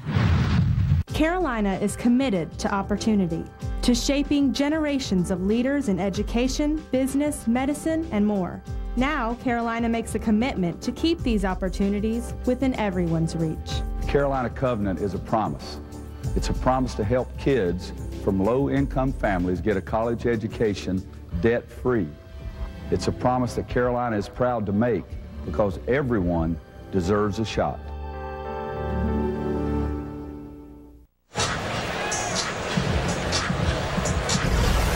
Randy Shannon with a nightmare start to this game, down 27-0 to North Carolina. They're reviewing to see whether or not Darrell Mapp intercepted a Kyle Wright pass. Mapp was a walk-on here in 2004. He was turned down by Division II schools who said he wasn't good enough to play there, and he has turned into a terrific player, a returning starter, and he is 19th in the country in tackles this year. Yeah, he said that was a big motivation factor for him. He said he thinks about it a lot. And he said this has been a long, tough road for him. He's been having to prove it his whole life. And I like that kind of guy. You know, you're not highly touted, highly ballyhooed, but you get in there and you get your work done and you make something happen. And that's what Darrell Mapp has done. You take a look at this right over there. I believe he's got that ball all the way. It never touched the ground. He's got it cradled under his arm, so I'd be surprised if this one got overturned. Call on the field was an interception for Mapp, who started sending out tapes on his own to coaches when he was in high school. Said he played at a high school that was mainly known for its offense. And now Mapp, at 6'2", 225 senior, is really been starting off and on since he was a sophomore, and now starting full-time at an outside linebacker spot. Yeah, and he's the guy that makes the calls in there for this defense, gets the front seven, gets them lined up, makes all the checks and the adjustments. So, you know, not only has he come from a guy that wasn't really recruited or looked at, he's the leader out there now. He's the signal caller for that front seven on defense. There is some experience on the front seven. A very young team for Butch Davis at North Carolina. And they continue to review, and we should get the decision now. Review, the ruling on the field of an interception stands. First down. And the dominoes continue to fall for North Carolina. Everything going their way. And Kyle Wright is having his problems, and that was probably his worst play right there. But he gets bumped a little bit at the end. But look at this. He started out, his first couple throws were into the ground, had receivers slipping, and then just throughout the day has not been as accurate as he has been, and then threw that interception. That was a terrible pass. 7 for 13 on the day with the pick as Yates rolls and takes it out of bounds after picking up about a yard. As we get another update now from Stan Barrett. Ben, maybe this is why Illinois was favored over Wisconsin. Rashard Mendenhall going in for his second touchdown of the game on the pick, and the nation's longest winning streak at 14 in a row in jeopardy. It's 17-3 Illini. All right, Stan, we're looking forward to seeing the Illini in person. We will be in Iowa City next week to see Illinois take on Iowa as they are in control of that game. Anthony Elzy back in the backfield for North Carolina. Elzy had a 39-yard touchdown run to get the scoring going. Flag is down as Elzy is run out of bounds around the 44-yard line. And Elzy continues to get positive yards in running the football, and that was the big problem with this football team. Their ability to, you know, they were last in the nation in time of possession, as you're going to get an illegal block called on this one. But you know, when you don't have the football, your defense is out there a lot, and that's been wearing this North Carolina team out. The turnovers and then the lack of a running game, that's not a good formula on offense, but that has not been the case so far today. 219 yards of offense for Carolina, 87 for Miami, as an illegal block called against Carolina. Here's today's Aflac trivia question. We want to know, what was the last game that Butch Davis coached at the University of Miami before he left for the Browns? I know that one. Of course you do. So we will have that coming up. We'll let the mortals out there, give them a shot. Non-superhumans come up with an answer while Ray sits on the answer. And there is Butch, his first year in charge at Carolina. Took this job before he even visited the campus, and has really got things rolling in the right direction, particularly today. 27-0 North Carolina, but now facing a 2nd and 25. Yates flares it out to Elzy, catches it one-handed, and then Vegas Franklin gets in on the tackle after a 6-yard gain. And it looks like Elzy has taken control of the running back position for the Tar Heels. You know, Butch Davis was telling us it's kind of like a pitching staff is the way it came into this game, where he's got a guy that'll start, he's got a middle reliever, he's got a guy that'll come in maybe the last few innings, and then he's got a closer. Well, I tell you what, he's got all that rolled into one with Elzy right now. He has been outstanding so far today. 13 for 82 yards rushing and a touchdown. He's also caught 3 passes for 19 yards. So a very good all-around day for him. Yates steps out of pressure, up in the pocket, has a man wide open, and he finds it. Another receiver. That's Joe Daly's second catch of the day. 20 yards. They were facing a 2nd and 25, and they got the first down there with a 20-yard gain. And that's their 8th explosive play, and the key again was the protection that T.J. Yates had. I mean, he got hit a little bit after that play, but the protection was outstanding, and Daly just snuck underneath it. And that's the first time he's been hit, T.J. Yates, all afternoon. Daly had no catches in the first 5 games of the season. He has 2 catches today. Elzy dances into the left side, tries to bounce it out, but then is enveloped by a gaggle of Miami defenders. North Carolina taking on the University of Miami in Kenan Stadium. Miami coming in 4-1 on the season. Their only loss was to Oklahoma. Carolina a palindromic 1-4, but Randy Shannon taking on his former boss, Butch Davis, who used to be the head coach at Miami. And it has been all Tar Heels as they lead this game 27-0. They've had a blocked punt that helped set up a touchdown. Anthony Elzy has a long touchdown run. Connor Barth has 2 field goals. And then Carolina, with a 4th and short near the goal line, went for it and eventually scored off that gamble. Carolina timeout. Let's go down to the field and Quint Kesnick. Thanks, Pam. I'm down on the Miami sideline. This is a Hurricanes team that is most dangerous when they play with emotion. Frankly, right now, this is as flat a sideline as you will ever see in college football. Randy Shannon's been pacing. He actually put the headset back on when Miami's on defense. It looks like he's getting more and more involved with the defensive calls. Quarterbacks Kyle Wright and Kirby Freeman commiserating. Players just sitting down dejected, looking for a spark. Very, very subdued. Well, Quint, when they started that dance, you know, you figure they're trying to manufacture some energy, some emotion. That very next play, Carolina hit him for that 54-yard touchdown on the reverse. So now what do you do? And you know, Randy Shannon, you mentioned those headsets in that game against Oklahoma. He decided he wasn't going to wear those anymore. He lets his guys make their calls anyway, and he felt he could control and manage the game better without the headsets and without getting into people's business. But today, apparently, he feels he needs to get back into that business. Well, he's seen enough of it. Tim Walton is now the defensive coordinator, had been the defensive back coach here for the last 3 years under Larry Coker, who was dismissed after the season. Greg Little, another true freshman. He comes in and breaks a tackle. Little keeps his legs rolling and gets close to another first down as we get you back to Stan Verrett.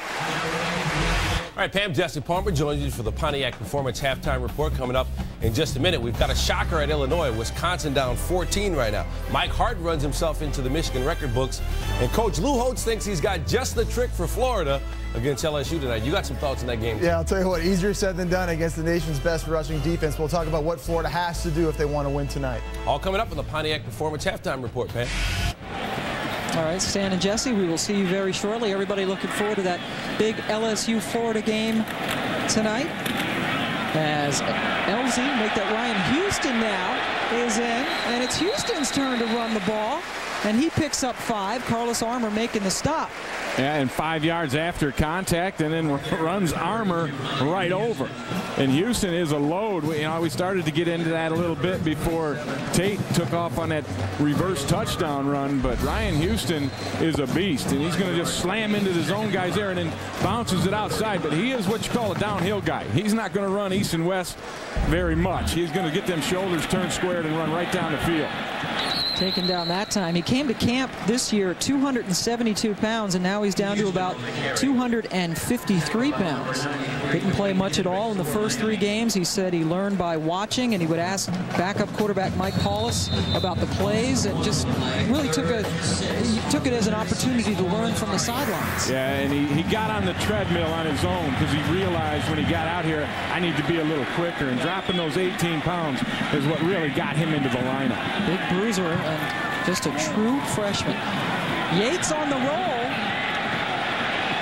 hangs onto it, and then TJ goes down around the 34-yard line. Calais Campbell making the stop, and we have not said Campbell's name much this afternoon at all. Campbell, one of the best defensive ends in the ACC. And the question, Connor Barth, going to bring him out and try another 51-yarder.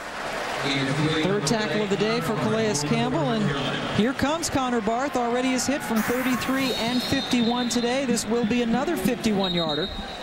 He has made 17 straight field goals going back to the 2005 season. Miami calls a timeout. Miami fans already don't like Connor Barth because he's the one who beat them on the last play of the game in 2004 in this stadium. And he kicked a 42-yard field goal. And Randy Shannon also trying to manage that clock and make sure his offense has enough time to maybe get something on the board after this kick attempt. Here's our Aflac trivia question. It was, what was the last game that Butch Davis coached at Miami? And Mr. Smarty Pants, Ray Bentley, is going to give us the answer. Oh, you're going to put me on the spot with the answer. I was going to wait till it came up so I could read it. I didn't maybe know as much as I should have, right? It was the bowl game. Yeah, it was the bowl game. It's Florida. And the Sugar Bowl, January 2nd, 2001. Who could forget? And that was a big win for them. And then that very next year, his boys won a national championship under Larry Coker. They finished that season ranked number 2. The next season, they were the national champs, and Connor Barth's not going to go for a 51-yarder. How about this? They're going for it on 4th and 3. They're 2 for 2 on 4th downs today. Yates fires, and a flag is down as the ball is caught.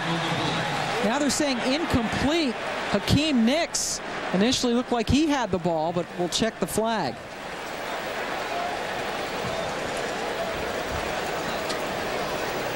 I think it's an illegal formation by the Tar Heels.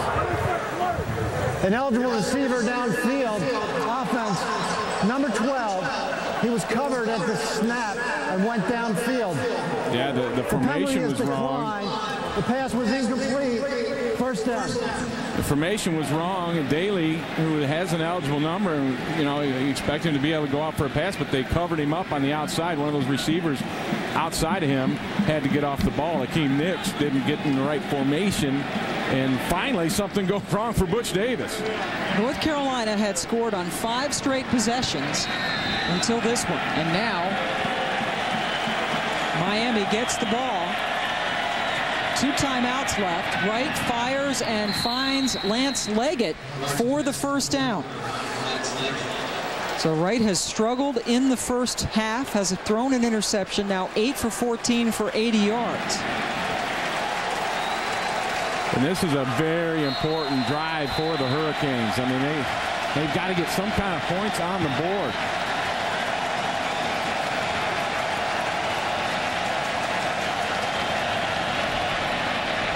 Wright runs out of time and then throws it right in the middle of the line. A good push up the middle. Hailey Taylor was there along with others, and it's incomplete. Yeah, and that's just rushing 4. I mean, they're only going to rush 4. Watch the pressure that they get up in here and the push in the middle by Kentwan Balmer. I mean, he's just steamrolling the guy he's on into that backfield, runs Andrew Bain right back into the quarterback. That's the second time Balmer has gotten a hit on the quarterback. One of the captains, a senior from Weldon, North Carolina, number 21 on Mel Kiper's big board for draft-eligible seniors. Wright got bumped and got out of trouble, throws it on the run, and gets a first down with Sam Shields. Shields was one of the 2 receivers who did not play at all last week. Randy Shannon benched him because they weren't performing in practice. Yeah, he and Ryan Hill, and that's part of the discipline that Randy Shannon is trying to bring to this Miami program. And it includes everybody. Doesn't matter who you are. No exceptions. That one's well overthrown and picked off. Wright misses again. Deontay Williams gets the floater. Second interception of the day thrown by Kyle Wright. And 3rd in the career of the redshirt freshman, Deontay Williams, and he's just in perfect place. And Wright lets this thing float, lets it hang, trying to hit Jenkins. And it's just a good play by the secondary. I mean, you see Wright, he's looking the whole way. He's got some good mustard on the ball, but he overthrew it. And Williams was in the perfect position and then finishes it by making the grab. Deontay Williams had an interception last week against Virginia Tech, comes up with another one. And as Ray mentioned, he has 3 interceptions already on the season, and you got to wonder if we'll see Kirby Freeman in the second half. I'm not wondering at all. I'm pretty sure of it because Kyle Wright not moving the ball for this Hurricane offense. So they have another guy they feel can do things. You'll see Kirby Freeman in the second half. Johnny White now in the backfield for the Tar Heels, and he gets some room. White cut down by Kenny Phillips and then gets up and keeps going. His knee did not hit. What an effort by Johnny White, close to another Tar Heel first down. Looks like he got it. He did, and that's more yards after contact for these Tar Heels. And, it's just an amazing thing. They've got 66 out of their 155 rushing yards have come after contact. Johnny White, a redshirt freshman from Asheville, North Carolina. John Shoup, his offensive coordinator, said they needed to find a role for him. They have all these running backs, and they're trying to get them all some touches as Ryan Houston checks in the backfield. See him moving the tight ends around a lot to try and get better blocking angles. And they'll go out to block for Houston. And Houston, again, moving some players forward. He picks up 7 tough yards. Romeo Davis making the stop as the second quarter and first half comes to a close, and it has been all Carolina blue. Yeah, I thought, you know, when I was watching these two teams warm up, that North Carolina looked like they were more ready to play. Miami was down there. They were fumbling snaps in warm-ups, and, you know, they just didn't have that mindset. Even that little dancing they tried to do couldn't get them going.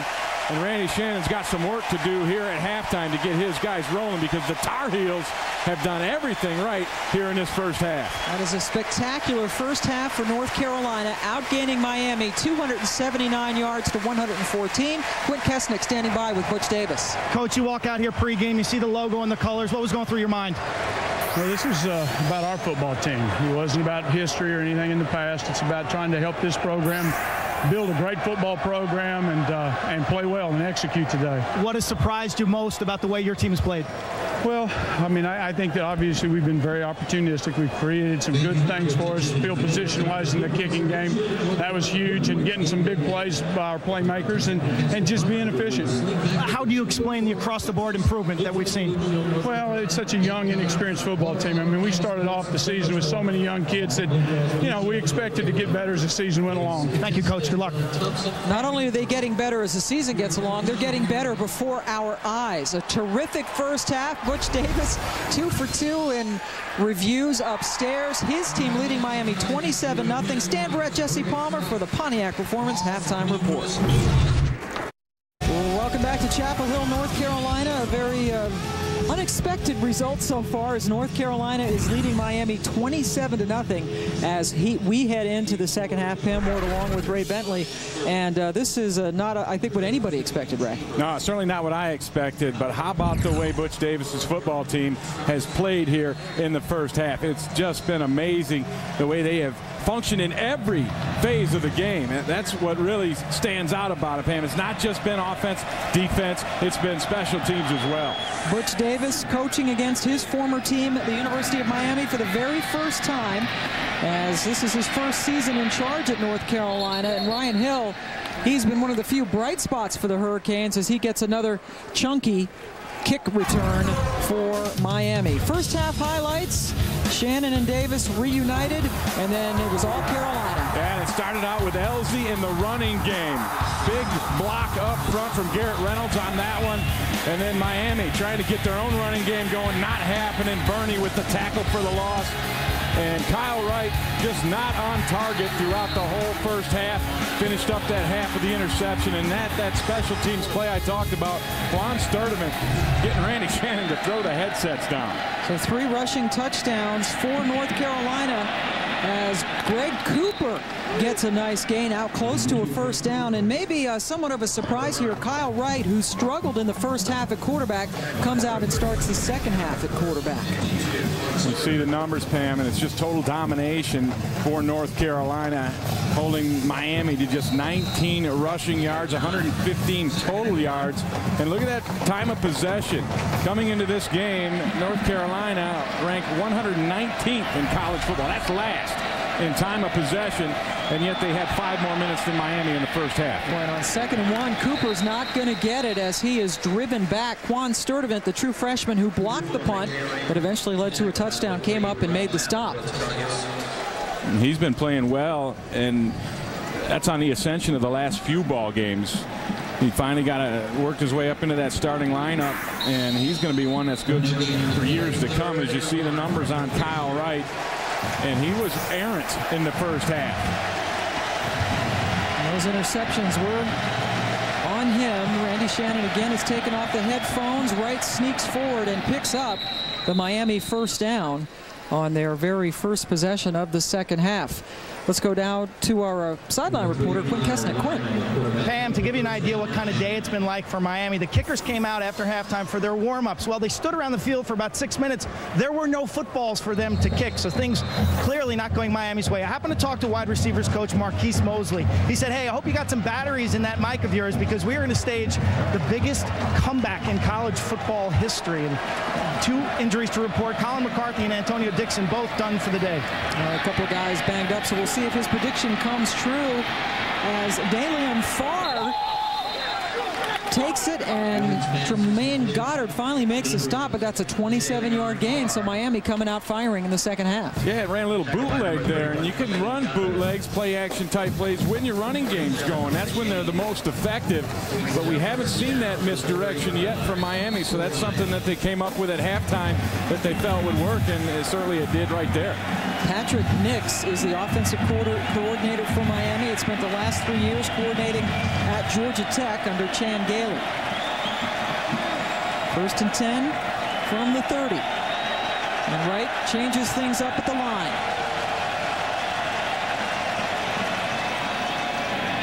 Hands it off to Cooper. And Cooper taken out of bounds. Darrell Mapp gets him after about a 3-yard gain. Yeah, just a little zone play there, and I'll tell you what, Mapp lift Cooper up, knocked him clear out of bounds, almost up under the bench. Darrell Mapp, we talked about him a lot in the first half. Kid's come a long, long way. Wasn't recruited anywhere.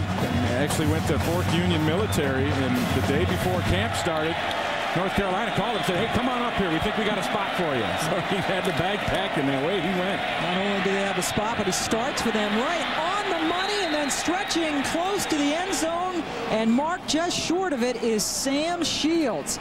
So Kyle Wright, very accurate on this drive, completes that for 26 yards. Yeah, and he went after Jermaine Strong, who was filling in for Kendrick Williams, who blew out his ACL last week early in that ball game, and Strong finished that game and played fairly strong, but he did not get the position on this one, and Randy Shannon finally has something to be happy about.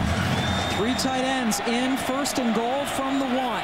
Cooper in the backfield, Wright keeps it. He's in.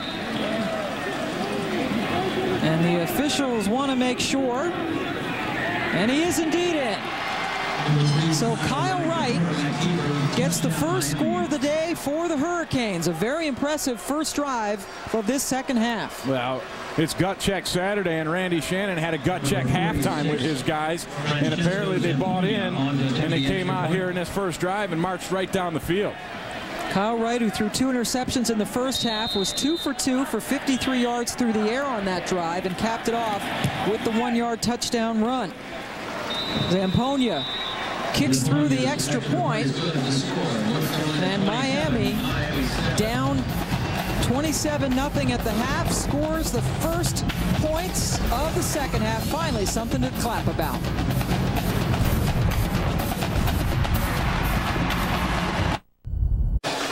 Welcome back to Chapel Hill. Miami with a very impressive drive, going 68 yards in only 7 plays. Kyle Wright completed both of his passes and snuck it in from a yard out. And the Hurricanes are finally on the board against North Carolina. And that was a very nice drive. And that's what Randy Shannon needed from his football team to get back into this thing. And now we'll see if they can play a little defense, which they didn't play very well in that first half either. Couldn't stop the run. Brandon Tate, who scored on a reverse, gets tripped up just past the 26-yard line. 21-yard return. Damian Barry with the stop. Randy Shannon spent a lot of time at the U. Played his college football for Miami as a linebacker. Was there from 85 to 88. Then was a grad assistant in 1991. Moving up the ranks, linebackers coach for 5 seasons, and then the defensive coordinator under Larry Coker. And now the whole program is his. And off to a 4-1 start. The only loss was a blowout loss to Oklahoma, 51-13 in Norman. This is their second road game of the year, and they've struggled so far, as Anthony Elzey gets the carry 5 yards before Tavares Gooden stops him. You see Randy Shannon has 3 national championships under his belt, and his team was playing fairly well this year. I asked him when we talked to him, are you happy with things? He's right away, I never get happy. He said, we got to keep on improving, and that's kind of his attitude. You don't see a lot of light moments with Randy Shannon. Guy who had a very tough upbringing and very difficult family life and has overcome a lot of obstacles as Elzey stretches forward. And we'll have more on Randy Shannon's incredible story as we go to Stan Barrett. Stan. All right, Pam, update a couple of games here. Eastern Michigan at Michigan. Eastern Michigan has never won there before, but Spread offense giving Michigan's defense problems again. Andy Schmidt faked everybody out, went in for the touchdown. And that cut into the lead a little bit, but Mike Hart with a touchdown run to put Michigan back on top by 9. Wisconsin and Illinois, Tyler Donovan up top to Kyle Jefferson, and the Badgers finally doing something offensively, but they're still down 17-13. Terrific game in Champaign, as anticipated, between those two ball clubs, as Elsie gets the ball again. Faraz McCray coming up, and the ball is lost, fumbled, and Miami has it. Yeah, that thing spit out of there a little bit late.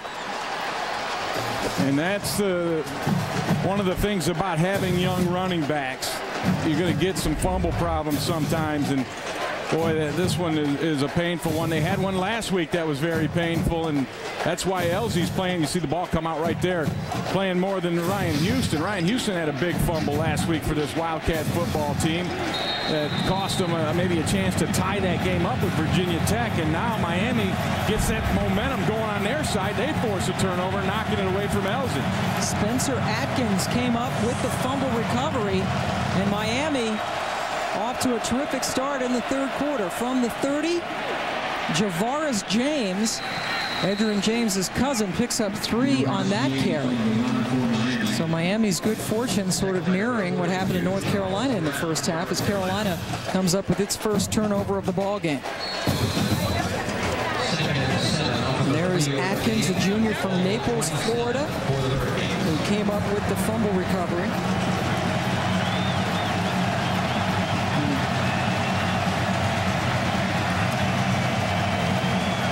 That was Kenny Phillips, #1, who forced the fumble, who stripped Elsie of the ball. 2nd and 7 for the Canes. James again, this time trying the left side, and he's about a half a yard short of the first down as we go down to Quint Kesnick for more on Randy Shannon. Pam, Randy was born and raised in Liberty City, a notoriously dangerous part of Miami. The youngest in his family, his father was shot and murdered when Randy was 2. Shannon's older sister, JoJo, and twin brothers, Ronald and Donald, died in the 80s after contracting AIDS through drug use. His mom worked 2 jobs. Randy grew up quickly learning to survive while drugs and despair annihilated his family. It is an amazing, amazing story. But he credits athletics for basically saving his life, getting him out of those tough situations. And on 3rd and short, they're going for it all, right on top into the end zone. A flag is down as the ball ends up in the arms of Deontay Williams. But we anticipate an interference call coming up. Yeah, I think Jolly, the corner, going in there covering Shields, and I think he's going to get a pass interference called on him. Holding. Defense. Number 24. 10-yard penalty and an automatic first down. And Tavoris Jolly, you could call holding, you could call pass interference, either way, but here he is, man-to-man on Shields. And watch him late, go ahead and grab a hold of Shields. So right there, to me, that's pass interference. You can call it holding, whatever, but what it does is it takes that turnover away. As you see, Williams actually picked that thing off on the rebound, but it keeps Miami's drive alive. So that was a 3rd and 1. They went for the touchdown. Jolly called for the hold, and now 1st and 10 for the Hurricanes on the 11. James in the backfield.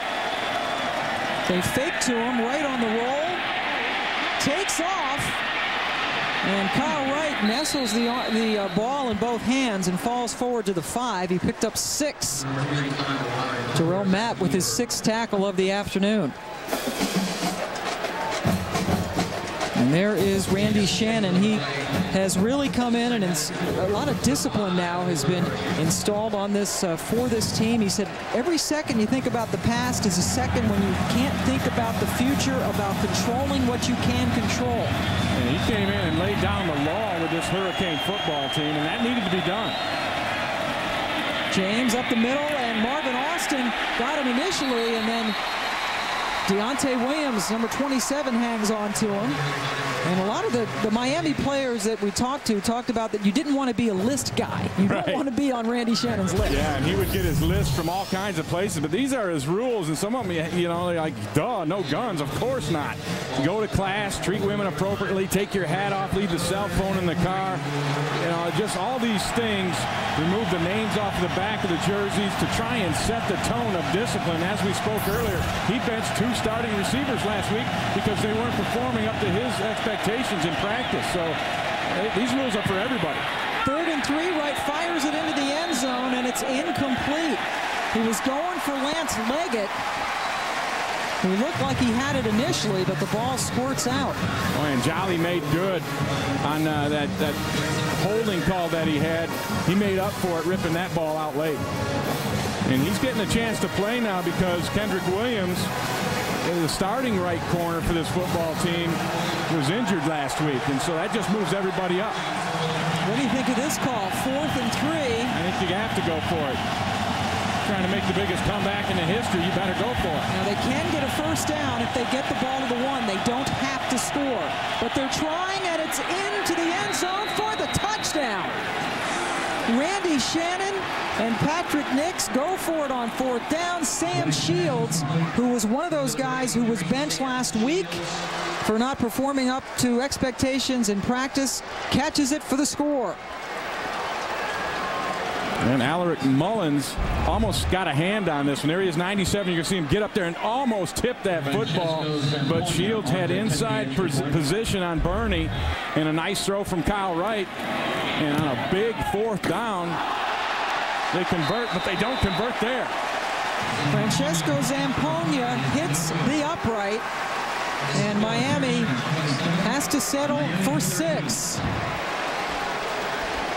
But the Hurricanes, whitewashed 27-0 in the first half, have come out on fire here in the second, scoring on the 4th down to cut the lead to 27-13.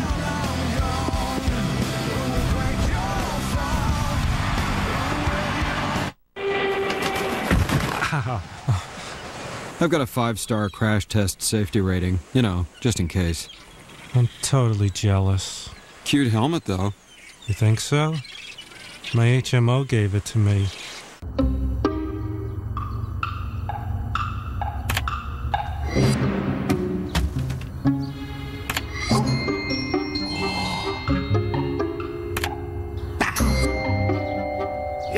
With 2 million vehicle listings to choose from on Cars.com, you can find the right car for you. Blue it is. Find the right car for you. Cars.com.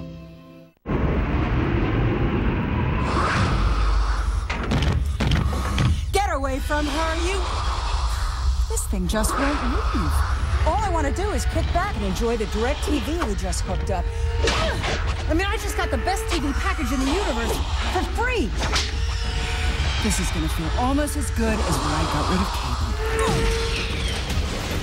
Ask how to get our best TV package free for 4 months.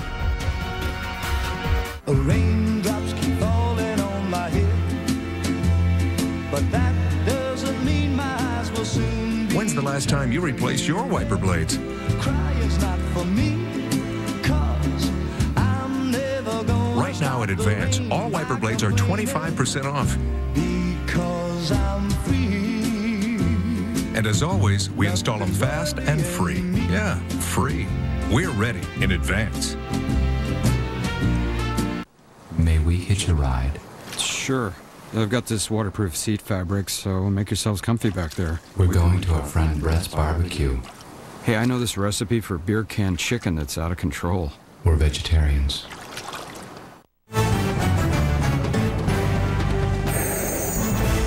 ESPN College Football, brought to you by Olive Garden. When you're here, your family.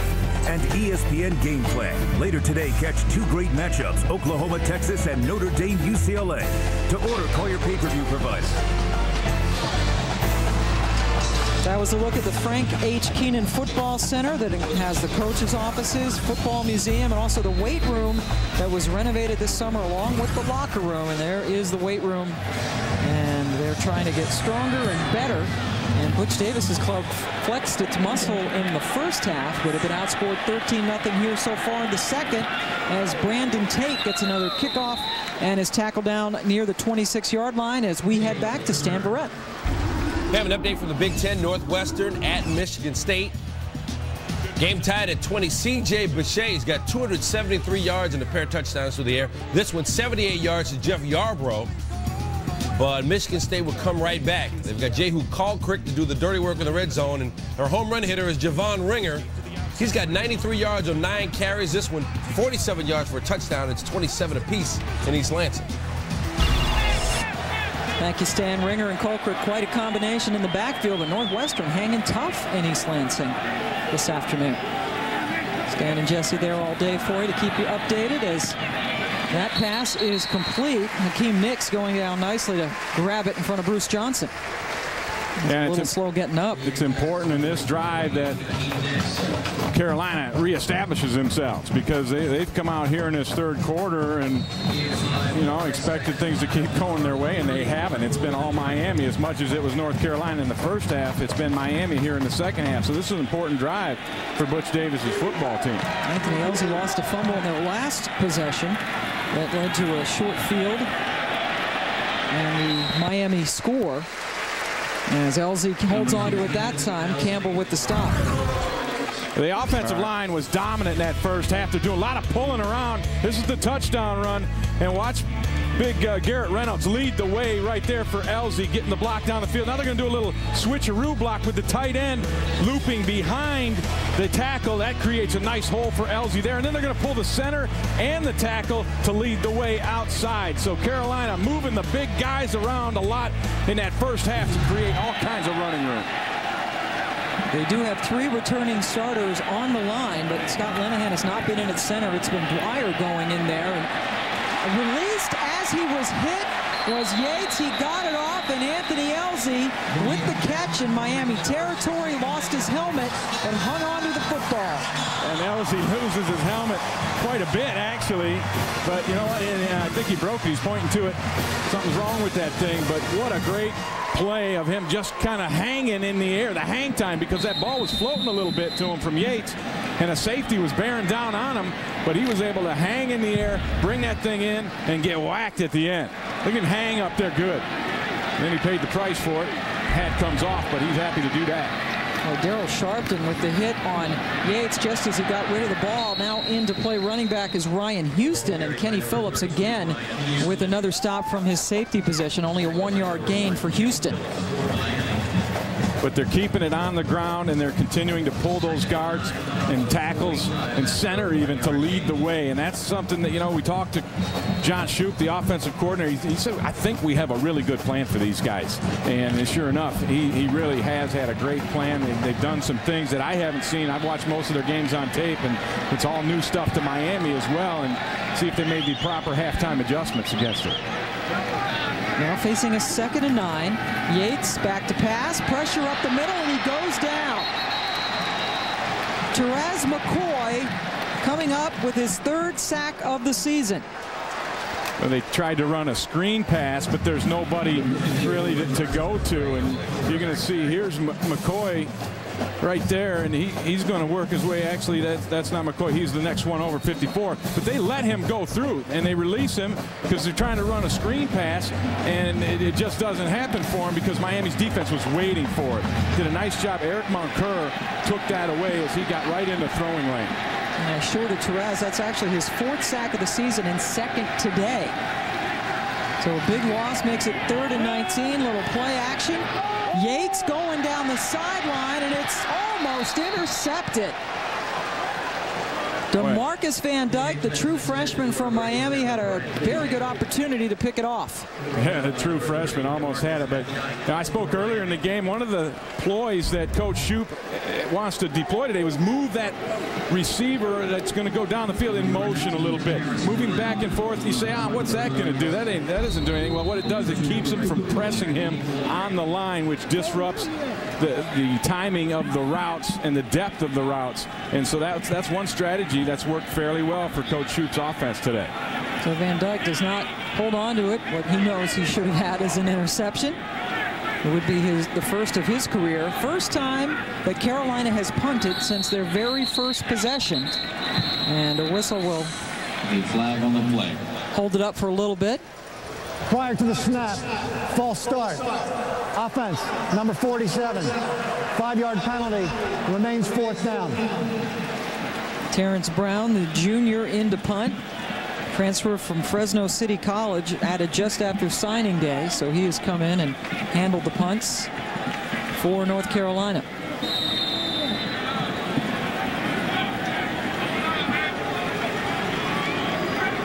Greg Cooper, the talented true freshman running back, waits on his 20 for the punt. Good hang time. He has to go back, does Cooper, all the way back inside the 10, and then a terrific tackle. A wonderful tackle by Quentin Person. Yeah, and Person was the guy who had the 5-yard penalty on him previously, so he had to make up for it. How do you do that? Hustle downfield and make a play, and that's exactly what he does here, trapping Cooper inside the 5.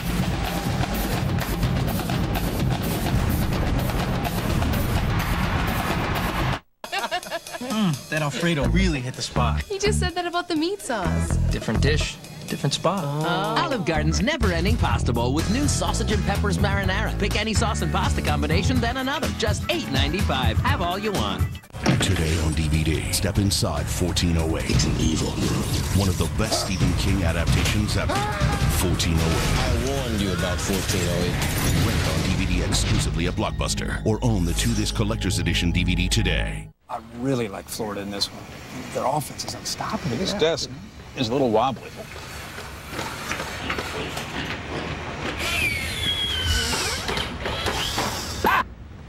That ought to do it. Hey, Coach, got a little bevel action over here? Unfortunately, someone never returned my router, so that's got to wait. Thanks, Herbie. Sorry, bro. ESPN College Game Day, built by the Home Depot, Saturdays at 10 a.m. Well, nothing transforms a room quite like a fathead. The size, the amazing detail, but capturing a moment that big, it's not easy. As a fathead photographer, you've got to be fast. You have to have reflexes like a jungle cat, like a ninja, like a ninja cat. You need to be half cat, half ninja. Maybe 60-40 ninja? Real big Fathead. The biggest players, the biggest moments. Never looked so real. Get yours today at fathead.com. That's it for the playoffs. Let's go to boxing. Daddy, a dolphin. Working on it. Evander Holyfield, I hope you're training right now because Sultan Ibragimov, the world heavyweight champion, is the real deal. Fast hands, solid footwork. This guy's got more bite than Tyson. I'm coming for you, Holyfield. Can you block the dolphin already? The dolphin have to wait. Something I got to take care of. October 13th, Ibragimov versus Holyfield on DirecTV pay-per-view.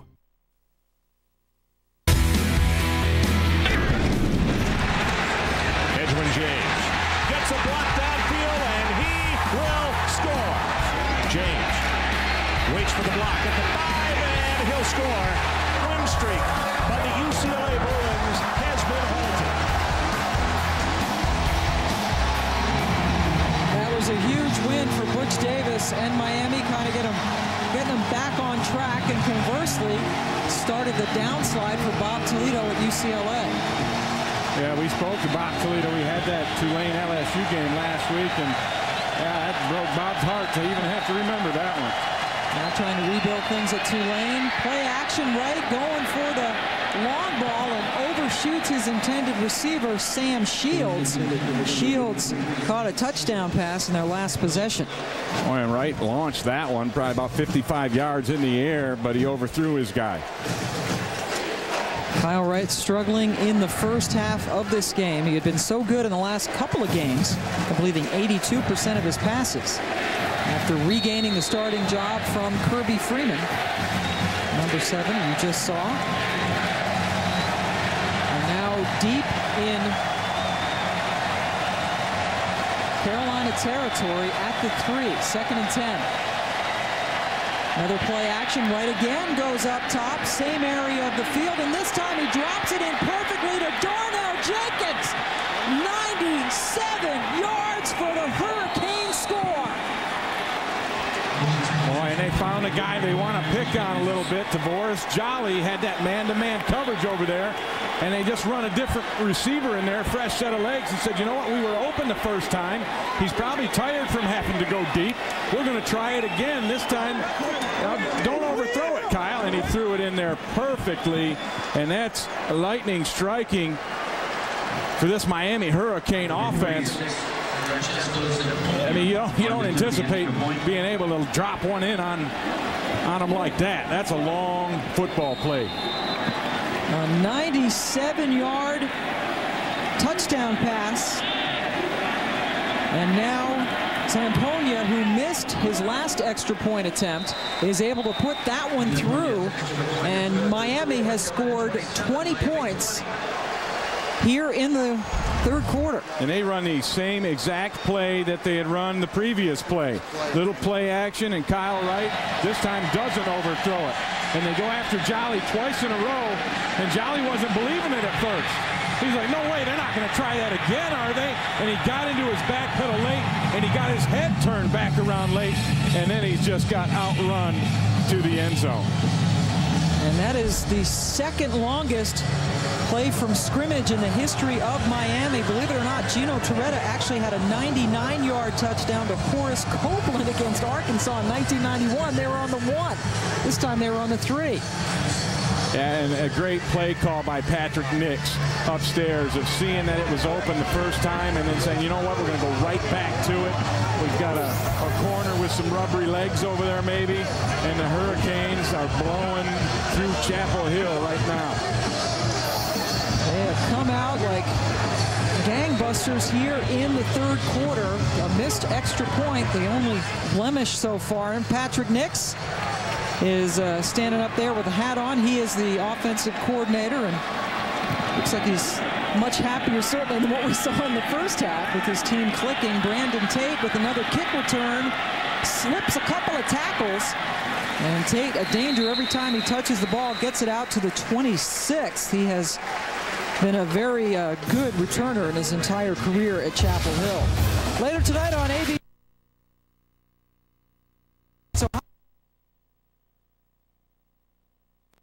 UCLA, also available on ESPN Game Plan.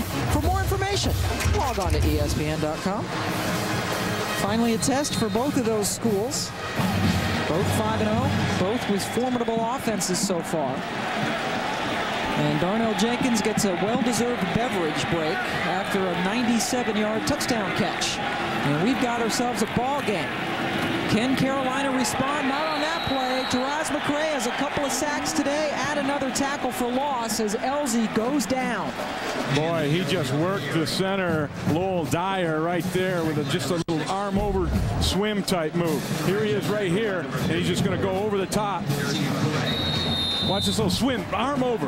That's perfection right there. Get into that man, and then pull him through with your off arm. Slide that left arm over, a little swim move, get you right into the backfield. A nice play there by McCray. 3 tackles for loss for Miami already in this quarter. That tackle for loss for McCray also has a sack. Yates on top, bounces that one towards Brandon Tate. And Carolina will be looking at another long third down play. Oh, you talk about a tale of two halves so far, Pam. The first half, North Carolina could not do anything wrong. And now they come out here in the second half, and they can't get it going. Elzy struggling as well on the ground. Look at that, 5 carries, just 1 yard here in the second half. The Miami defense and the offense have risen to the occasion. 3rd and 15. Yates gets out of trouble and then throws it up high and incomplete, looking for Tate. Bruce Johnson was there to come over the top and knock it away, and the Carolina Tar Heels will punt again. And Yates let that one fly just a little bit, kind of sailed on him. You're going to see him do a nice job of seeing there's nothing there and then working outside the pocket, buying the extra time. But he's throwing on the run to his left, and you know, it wasn't that bad of a throw. Give Bruce Johnson a lot of credit. He timed it up and came up there and knocked it away at the end. That's a pretty good football play. That one sailed on him. Had it been on the mark, they had a very good opportunity of making the first down, but instead, Terrence Brown is into punt. His last one was a beauty at 53 yards. Greg Cooper waits for that knuckler and isn't going to go near it. That's going to be a great Carolina roll as it dies around the 24-yard line. Brown with a 55-yarder helped out by the formidable roll. First half was all North Carolina. Second half so far, all Miami. Yeah, and it starts out at the quarterback position with Kyle Wright. Sticks that one in there. Then the defense rises up, forces the fumble. Phillips knocks it away. They get the ball back. Bam, another touchdown coming at you. And then that last one, a stadium record here at Kenan Stadium at Chapel Hill. 97 yards from Kyle Wright to Donnell Jenkins. Miami with the ball again, and Wright, plenty of time over the middle to find Sam Shields for a Hurricanes first down at the 40. Boy, he had all day. You said plenty of time, and that's the difference. You look at these second half numbers, and a big reason for the upgraded production from Kyle Wright is the protection that he's had. That's made all the difference. Miami with only 50 rush yards on the day, but they've been doing it through the air here in the second half. Yeah, and they think they have something through the air. I think they're going to keep trying to throw the football. First and 10. This time they hand off to Cooper, and the true freshman skitters for a 7-yard gain as we head back for another update from Stan Verrett. Our Pam, over on ESPN, it's Wisconsin and Illinois. And so far, the Badgers have had no answer for Rashard Mendenhall. 9 yards a carry for him and 3 touchdowns, up over 100 already. But Wisconsin answers with P.J. Hill. He's in for the score, 2-pointer, no good. So it's 24-19 now as they head to the 4th in Champaign. Boy, thank you, Stan. Don't count Wisconsin out just yet. No way. Plenty of time left, a whole quarter to go. Here, Wright throwing off his back foot, intended for Farr. But Massenberg had some big pressure on Wright.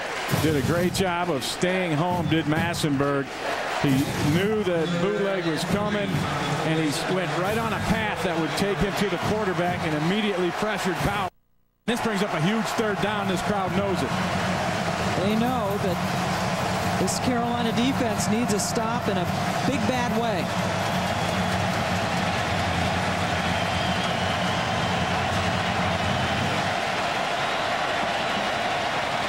Right, rolling to his left and going down. Lee Taylor coming up with the sack.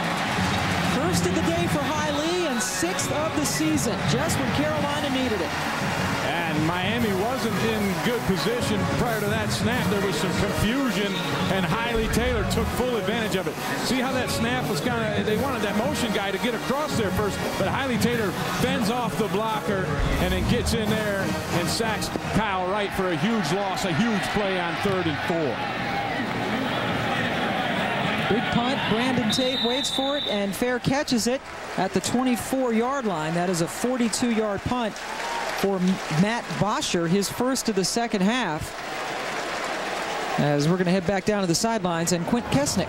Pam, Miami wanted a timeout prior to that last play. The assistant coach is screaming out to Kyle Wright. They failed to find a referee on the sideline, hence the failure of the 3rd down conversion. Meanwhile, on North Carolina's sideline, wow, a lot of doubt. This is a team right now that is looking at the scoreboard. This is a hushed crowd right here. Keep in mind the Tar Heels, a young team, they haven't learned how to win, and I think that's showing up right now. Yeah, I think you're right, Quinn, on all counts there. As far as Miami wanting that timeout, they knew things weren't right. And then the air has kind of come out of that North Carolina sideline. They need something to get them going again. Yates to Tate. That'll help as Brandon Tate breaks free all the way down the sideline and finally out of bounds. Tavares Gooden induces him out of bounds, but that is a huge gain all the way down to the 27-yard line of the Hurricanes. And he did it with one shoe. He had the shoe taken off and ran in his socks all the way down the field. And T.J. Yates brought him his shoe. Here's the shot over there. Nice pass. But right there, you see he loses the shoe. He's got tearaway shoes on. And Tate breaks that tackle. Big run after the catch and woke this North Carolina crowd in offense up. 49 yards on the play as Yates has to cover up after the snap. And you know what? The quarterback, he delivered the pass. He's going to deliver the shoe as well. He goes and picks that up. Hey, I got it for you, bro. Tate scored on a 54-yard reverse back in the second quarter. That was a 49-yard catch and run for him. So over 100 yards on 2 plays for Tate, who also has been returning punts for the Heels. 2nd and 13 now for North Carolina. They've been shut out here in the second half. Yates on the roll, looking down, finding his man, a couple of yards short of the first down. That's his tight end, Richard Quinn. Quinn only his 2nd catch of the season. They don't go to their tight ends a lot. And they've been running that running play so much that the play action works off of it. Look at the big plays, the explosive plays for this North Carolina offense. And that's just amazing. You know, coming into this game, that was one of the problems. They didn't have explosive plays in this offense, but they have churned them out today. Inside of 5 seconds now to go in the half. See if Yates can get the play off, and he does not. Boy, and that's... Yeah, he's going to be all right with that one. I mean, you got to know what the clock's saying. And Yates, a redshirt freshman, kind of let that one slide through his fingers, but it's not going to hurt him any. Half a second more time, they would have gotten the play off, but this has been a third quarter that belonged to Miami after it was all North Carolina. Their Ram even was feasting on the hedges while Carolina feasted on Miami. But the Hurricanes exploding for 20 points in the third quarter. It's only a 7-point lead as we head to the fourth. The fourth quarter coming up here as North Carolina led 27-0 at the half. Miami with 3 touchdowns in the third quarter to give us a ball game as we head into the final 15 minutes. Pam Ward along with Ray Bentley and Quint Kesnick on the sidelines as Rob Simmelcare, our usual guy, is getting married today. So he's indisposed. Yeah, congratulations, Robbie. And good to have Quint with us as Rob enjoys his big day. And TJ Yates spins out of trouble and then is taken down just short of the first down. Vegas Franklin among the Miami defenders converging on the quarterback. And Yates needs to know the situation a little better there. He pump faked one too many times. He's got to realize, hey, I only have a little bit to go for that first down. If he would have just tucked it and gone when he initially made that decision, I believe he would have picked it up. So they're not going to go for it here on 4th and short. They've converted a couple of 4th downs already. Instead, Connor Barth in for a 35-yard field goal. He's already hit one from 33 and as well as 51 yards. And overall has hit 17 straight, make it 18 in a row for the senior from Wilmington, North Carolina. That guy's money. So they break a string of 20 straight Miami points and a little bit more breathing room as the lead goes back to 10.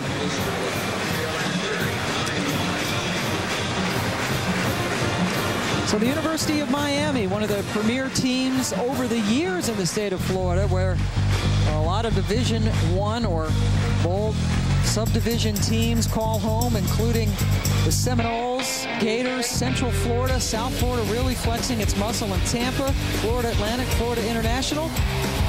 And let's go right on into the Orange Bowl, the last season that the University of Miami will play at the Orange Bowl. They'll head over to Dolphin Stadium next year. Yeah, and I think that's a good move for them. But, you know, you talk about Florida and the great football that's played down there in that state and the abundance of high school players that are so good down there. But you know how we talked about the college football world is a little bit upside down? It's upside down there in Florida, too, because my top team in Florida is South Florida. They're the #1 team in that state right now. Now, Florida can go a long ways. They knocked off LSU tonight. They might jump back up there to #1. I got Miami at 3, Florida State 4, and then on down the line with Central Florida, Florida Atlantic, very close between those two, and Florida International taking up the rear. South Florida ranks 6th in the AP poll. Florida is #9. And a touchback. Miami has it on the 20 after we get back from this update with Stan Barrett. All right, Penn, Maryland and Georgia Tech. Lance Ball having himself a career day. That's his 3rd touchdown of the game. First time he's scored 3 touchdowns. Closing in on 2,000 yards for his career, and the Terps up 28-20. That would be a huge win for Maryland after beating Rutgers last week on the road. The week before that, choking away a big lead against Wake Forest. So Ralph Friedgen's guys on top of Tech so far. Here, another ACC battle. It's 30-20, North Carolina over Miami.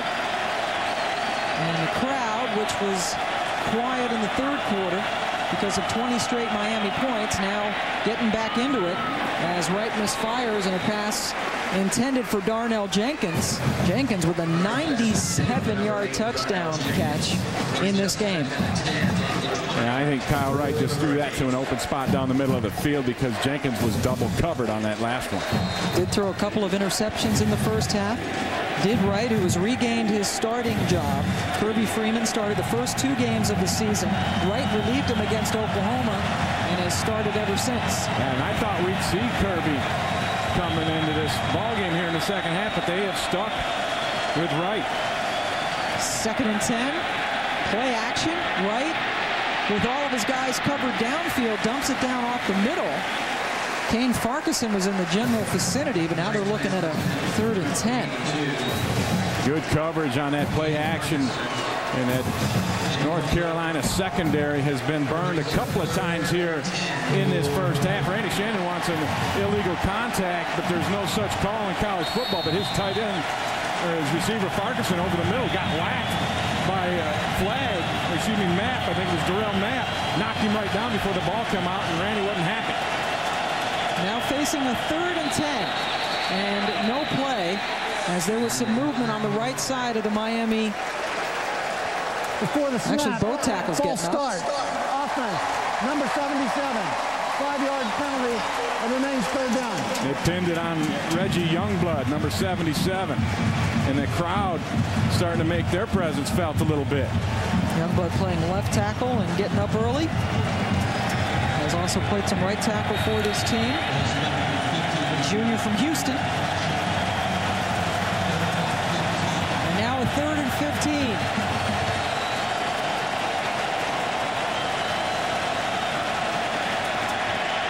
Wright with time, completes it for the first down. Sam Shields with the catch on a 3rd and 15. The Hurricanes pick up 19. And the key was the protection, Pam. They did not get even close to Kyle Wright. Watch this protection. He's got all the time he needs to bounce around that pocket and find the opening in the zone, and then threaded the needle. Great pass by Wright, just getting it over a linebacker's outstretched hands. And the drive continues as they convert on a 3rd and 15. Wright with the handoff as a flag goes down. James with the ball. But we think it's going to come back with some movement on Miami's side of the ball. Yeah, DeLeon Farr got up out of his stance and was moving before the snap. That was actually Cooper, number 2, with the carry, but it's going to come back. Which is actually legal for Farr to do. He's as a tight end, he can move. Prior to the snap, number 11, offense, simulated after the snap. It's a 5-yard penalty, remains 1st down. Yeah, the whistle should have been blown when he moved. It simulated the snap. The officials let that thing go and corrected themselves on the fly. There he is right there. You see he's kind of moving back. He wants to do a shift, and they call that simulating the snap, and I think they ended up getting it right. So now it's a 1st and 15 for Miami as the ball goes back to the 29-yard line. And those kind of plays are drive killers. 1st and 10 is hard enough.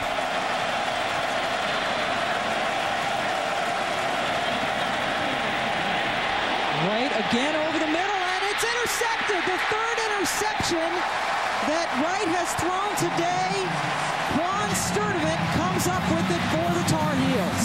Sturdivant blocked the punt earlier, and now he makes his presence felt with this interception. Another bad decision by Kyle Wright, trying to strong arm one in there, and Sturdivant just dropping in zone as a linebacker.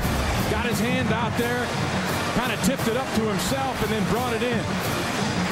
But there's no way Kyle Wright needs to try and fit that ball in there. And that's one of the things we talked to him about, him saying that, you know what, I just need to take what the defense gives me, and I'm not forcing things in there as much. That's why he was improving, is what he told us. Well, he took a step backward right there. He tried to force that one in. Riley Taylor came in and hit him right after he got rid of the ball. Sturdivant, the true freshman from Oakboro, North Carolina, having a heck of a game. As Ray mentioned, blocked a punt earlier today and now comes up with the interception.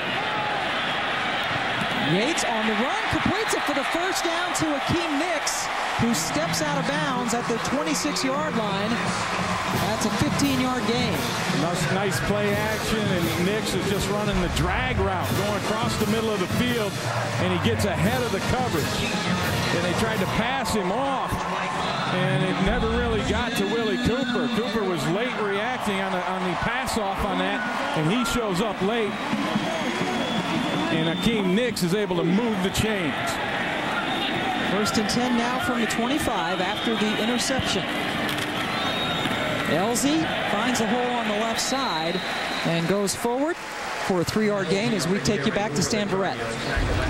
All right, Pam, quite a day for Javon Ringer. Northwestern taking on Michigan State.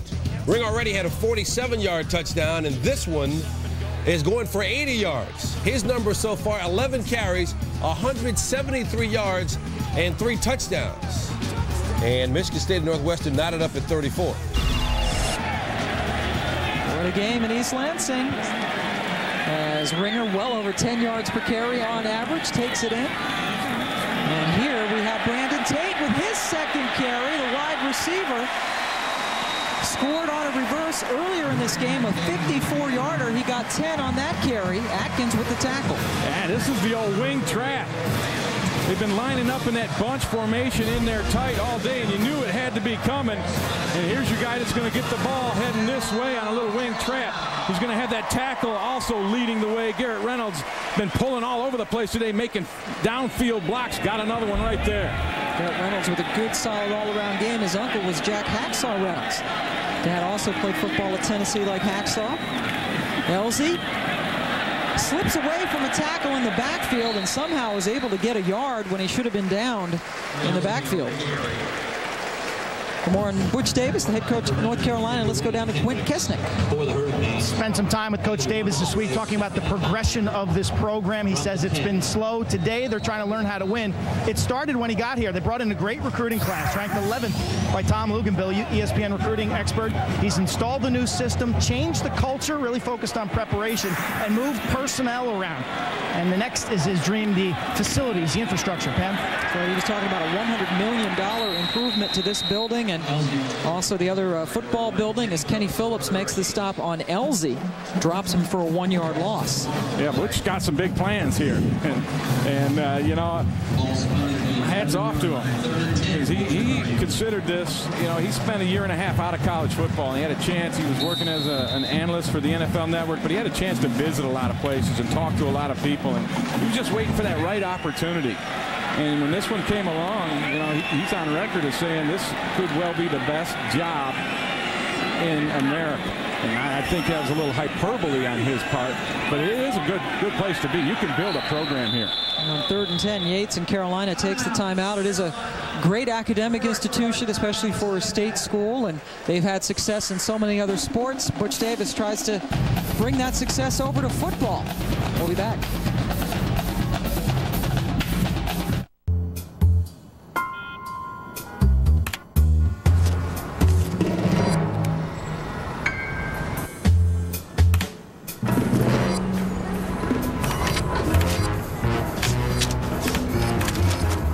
With 2 million vehicle listings to choose from on Cars.com, you can find the right car for you. That's it. Find the right car for you. Cars.com. We lost somebody today. An enemy strike a world away. We have a suspect. Put him on a plane. Now the battle for the truth What is it they say my husband is done? I don't really know. You don't know. will take them to the edge. Please! Guy doesn't fit the profile. He's clean. Back off! MTV News calls Rendition a nail-biting thriller. And Roger Ebert says this film is perfect. Open the gate! Rendition, rated R. Starts Friday, October 19th, only in theaters.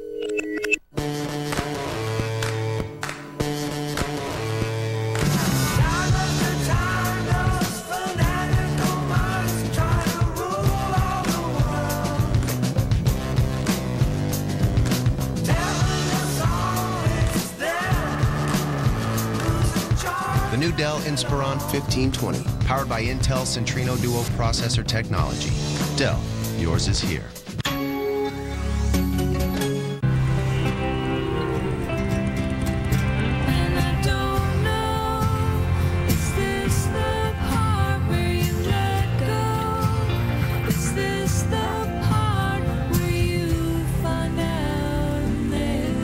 When it's people who do the right thing, they call it being responsible.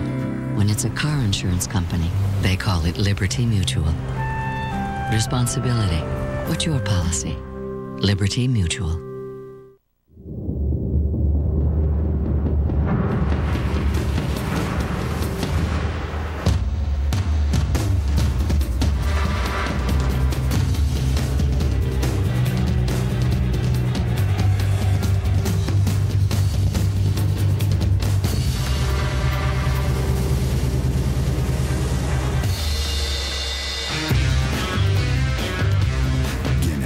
It's alive inside. Please drink responsibly.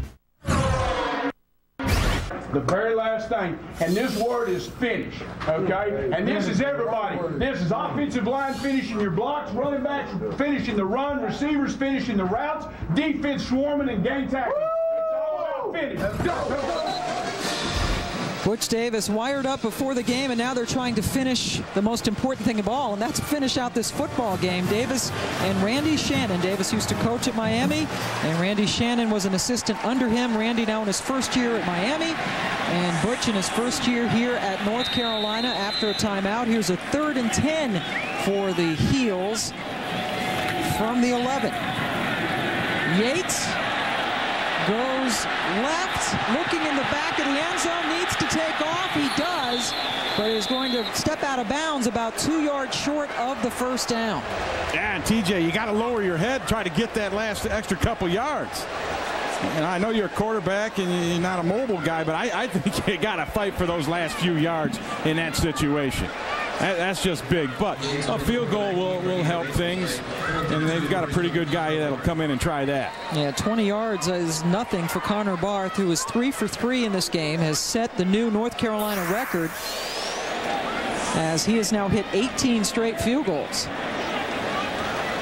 And he is the senior who, as a freshman, beat Miami on the last play of the game in their 2004 meeting here in Chapel Hill. 19 in a row, easy as pie for Connor. And that extends the lead to 33-20. After Miami had cut it to 27-20, they've gotten a couple of field goals here from Barth in the 4th quarter.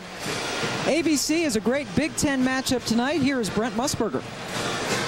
So far, so perfect for Purdue and Ohio State. Both teams are 5-0 and feeling strong, heading into their primetime showdown and a Big Ten battle of the unbeatens. The 4th-ranked Buckeyes visit the number 23 Boilermakers at 8 Eastern on ABC Saturday Night Football. That is going to be a fun one to watch, and the AP, the Associated Press preseason top 10 looked like this. Oh, how times have changed, Ray, in only about 5 short weeks. Yeah, they have, and you know, a lot of traditional teams have great reputations. They had a decent season last year, so you rank them high, but the real rankings to me don't come out until about October, which is where we're at right now, and now they start to mean something, and there's a lot of movement from that preseason to where things stand now. Louisville losing to Utah last night, now 3-3 on the season. Michigan not ranked, battling Eastern Michigan today, and Randy Shannon continues to have some discussions on the sidelines. Yeah, he works the sidelines pretty good, and he is relentless not only on officials but his own guys, his coaches, his players. He's a very proactive type coach working that sidelines. Barth plants another one in the end zone, and Ryan Hill, who's been terrific on returns, wisely takes a knee about 5 yards deep in the end zone. So 10 minutes and 55 seconds left to go here in the fourth quarter, and Miami needs a couple of touchdowns here to try to win this game. They were down 27-0 at the half, and Miami fans maybe with reverse Frank Reich visions, because you might recall in 1984 Miami led Maryland 31-0 at the half in the Orange Bowl. Terps came back to win it in what was at that time the biggest comeback in NCAA history. Yeah, I saw Frank Reich do that up in Buffalo a few times firsthand in the playoff game against Houston back in '91. That's right. He was great at the comebacks as Javaris James.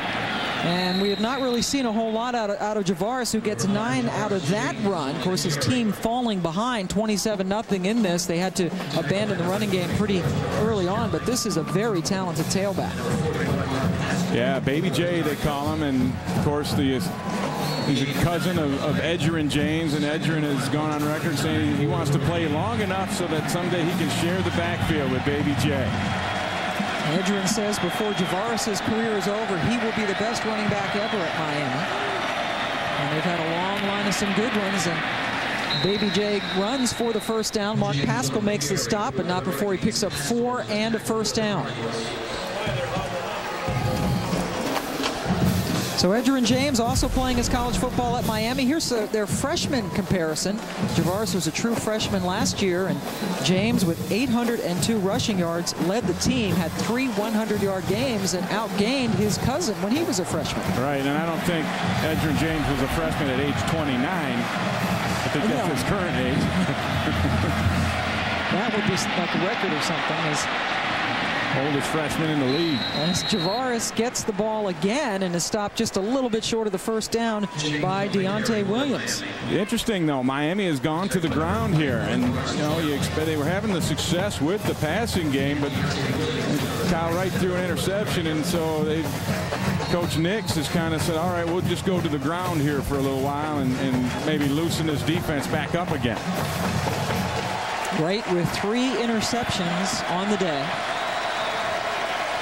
2nd and 1, and Carolina jumps. Marvin Austin and Cam Thomas jumping off sides. Yeah, got them both in there, and that's one offside. that Defense, number 94, contact in the neutral zone. 5-yard penalty, remains 3rd down. And that's one. There's Pat Nix right up here, the offensive coordinator, making those calls. His wife Krista had a baby. Congratulations to them. They were playing on Thursday night, and they were all worried about whether or not that baby was going to come during the ball game. Ended up, things worked out well. His wife had the baby that next Friday morning, so everything went well for the Nix family. Sarah Ruth is his 4th child. He and his wife's 4th child. As Austin might have been offsides again, and they got him. So 2 straight plays that Carolina has jumped off sides. Hiley Taylor that time with some pressure up the middle on Wright, who took a shot downfield. Offsides, defense, number 93 in the neutral zone at the snap. 5-yard penalty, replay first down. Right, they say Cam Thomas was lined up in the neutral zone, but Austin jumped off sides for good measure. And there is Patrick Nix, first year as the offensive coordinator at Miami. His team has 400 yards of offense for 3 straight games so far. In this one, 351. As they have battled back in the second half after being down 27-0 at the break. Greg Cooper, the true freshman, gets that carry and runs for the first down.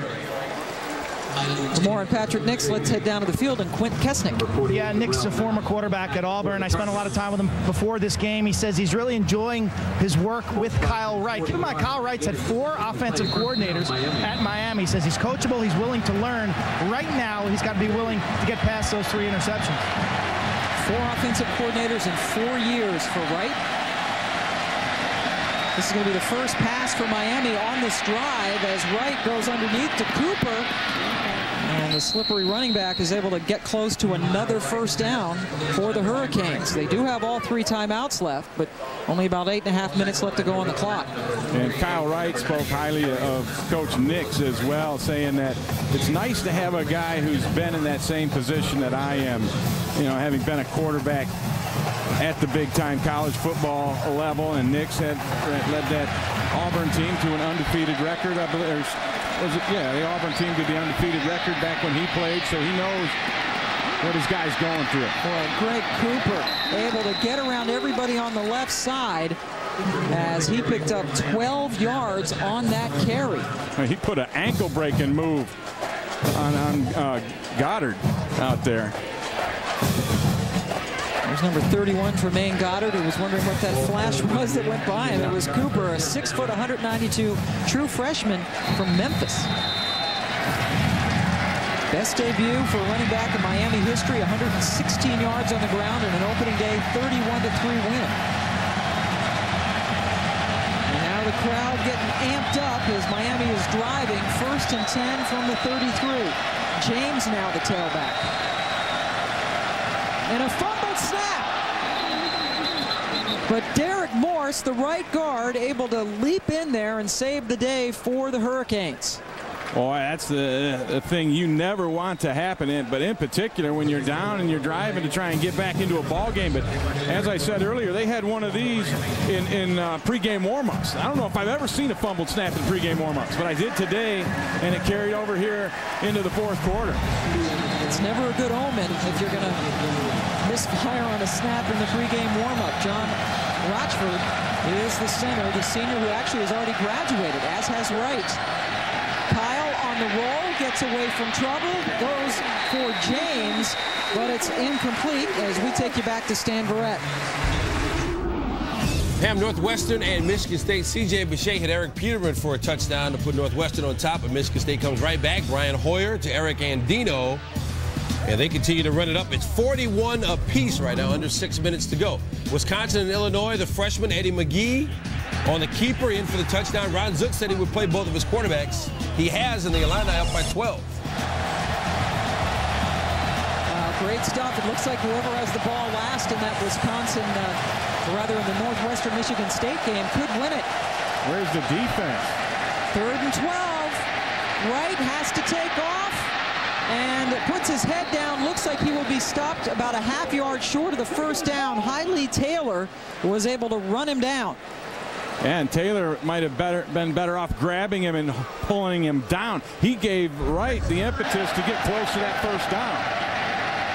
You see that big open hole in the middle. Wright sees it too, and then Taylor pushes him forward, and that almost gives Wright enough room for the first down. Here's another look coming right at you. And right there, that push forward got him maybe enough for the first. We're going to measure it out on the field right now. They are short by about a foot, and there's got to be no doubt that Miami would go for it here with only 6:47 left to go. And give Kyle Wright some credit, because he put his head down and took the hit, and we saw T.J. Yates just kind of opt to go out of bounds in that last drive for Carolina, and they had to settle for the field goal. Wright a little bit bigger at 6'4", 225, a little bit bigger than Yates, but able to put his head down and get the tough yardage. 3 tight ends in now for Miami. Cooper is the running back. Wright keeps it and gets the first down for the Hurricanes. It will be 1st and goal from near the 8. And a lot of times they just give you that by alignment, and that's the same thing we saw earlier when Carolina capitalized on the defensive front alignment and converted a couple of quarterback sneaks on short yardage. And unless you really cover the center and both guards, you're kind of giving away that quarterback sneak. So first down for the Canes.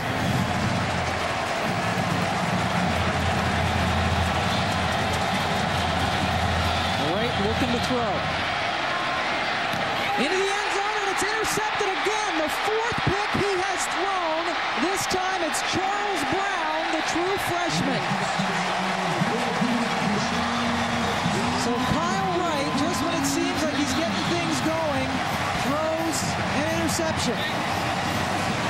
4th of the day, Ray. And another bad decision, another bad throw. I mean, he hit Mr. Brown between the 4 and the 2 on that one. That's just a poor throw from Kyle Wright, turning the ball over as they were going in to close it to within 1 score.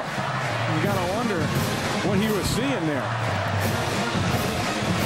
Coming into this game, Kyle Wright had 6 touchdown passes and 4 interceptions, and he has doubled those interceptions in 1 game. Well, you've got the same view Kyle Wright does, and look at that. I mean, there's 2 guys stacked in front of that slant route. You just don't throw that football. And he's looking right at it the whole time. I don't know if he can't see the Carolina blue, because it's just mind-boggling to me that there's 2 guys in front of it. That's right. If Brown didn't come up with the pick, Quan Sturdivant was ready to get his 2nd interception of the day. Number 52 was fixing to catch it himself. Yeah, that's a head shaker, and then Kyle Wright's over there shaking his head because things were going really well for him here in the second half.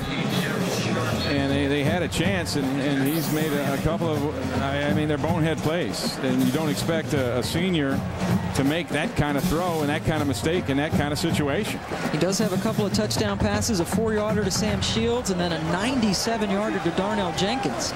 Also has scored on a touchdown run. He's accounted for 3 touchdowns, therefore, but has thrown 4 picks, and that was a huge one right near the goal line. Elzy, his 2nd straight carry, and he is able to get the first down. Tavares Gooden makes the stop. Big first down as we head back to Stan Barrett. They have Kansas and Kansas State. K-State has won the last 8 in this series. Kansas hadn't scored a touchdown at K-State since '99, but Todd Reesing has 3 of them through the air today. That one to Dexton Fields. Extra point no good, so it's a 3-point lead for the Jayhawks. How about that? Everybody said Kansas hasn't played anybody, and you know why? Because they haven't, but they are now winning in Manhattan. Well, there's another one coming down to the wire. A lot of good ball games today on Gut Check Saturday. A big gut check in Kansas as Johnny White is now in the backfield. Calais Campbell went out of the game for Miami. He is not out there. That's a huge hole. Man, White able to bust forward for 6 yards. Armour makes the stop, and there is Calais Campbell. Taken out of the ball game there, maybe get a breather, was being looked at over there by the trainers. But the reason White's in the ball game is for ball security right now. He's the guy that they think is the least likely to fumble, and so that's why he's in there in this part of the ball game. Yep, because Elzy fumbled earlier in this game, and last week Ryan Houston fumbled when they were still in the ball game against Virginia Tech. And I guess you could say, since Butch Davis likes to talk about it, his running backs almost like a pitching staff, that Johnny White is the closer for this team. Got to get him out. It's the bottom of the 9th, and you put him in. White again with the carry. McCray, who's had a good game for Miami with a couple of sacks, now has 6 tackles, including that one. Yeah, 3.5 tackles for loss. Teraz McCray, and playing very well. But you take an update on your Gut Check Saturday, and top 2 games in the 4th quarter there, and then the Gut Check continues all the way down until 9:15 tonight when Nebraska and Missouri kick off on ESPN. And you will be double dipping this weekend. You are going to Boise after the game to do Boise State tomorrow night. Yeah, looking forward to that. I've never seen the Smurf turf firsthand, so I'm going to see if I can't grab a piece of that and bring it home with me. Who they play? They have New Mexico State, Hal Mummy's boys. All right, we'll see that tomorrow night. As Elzy comes into the game and is dropped for a loss by Kenny Phillips as he loses 3. Yeah, Phillips on an all-out blitz from the safety position, snuck up there late, and it's so hard to account for that guy. That guy doesn't fit into your normal blocking schemes, and when he sneaks up in there like that, he can make a big play. Miami burns its first of 3 timeouts. 4th down coming up. We have a punt from Carolina when we return. Home. It's different things to different people. Whatever it means to you, you'll find it on our homepage, Century21.com. Century 21, the gold standard. Today is about game day. You have the picking at each other about Tennessee, Georgia, whatever. That is the ugliest thing I've ever laid my eyes on. It completely represents what a Georgia fan is. They're pouting because they're always losing. Tennessee's going down today. If we're playing Georgia, we're not losing. I made you the perfect plate of burgers. No, pass it around. No? Okay, I can't eat that. Oh, that is beautiful. Look, that's a Tennessee burger right there, bro. Come on, Tennessee. College football and barbecue, and it's what we do in the South, and we do it well.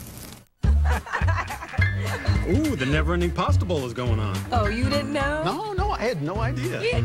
Olive Garden's never-ending pasta bowl with new smoked mozzarella Alfredo. Pick any sauce and pasta combination, then another. Just $8.95. Have all you want.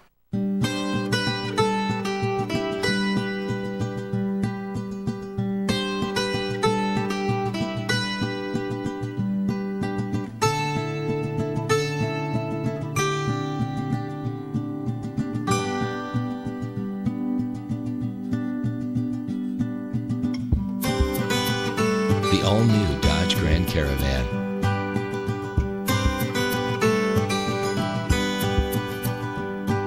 Getting more out of your DirecTV just got a whole lot easier. More style. More action. More family fun. Great tunes. More movie madness. Choice Extra from DirecTV. Over 30 extra channels for as low as $5 more per month. Tune in October 5th through the 7th for the Choice Extra free preview weekend.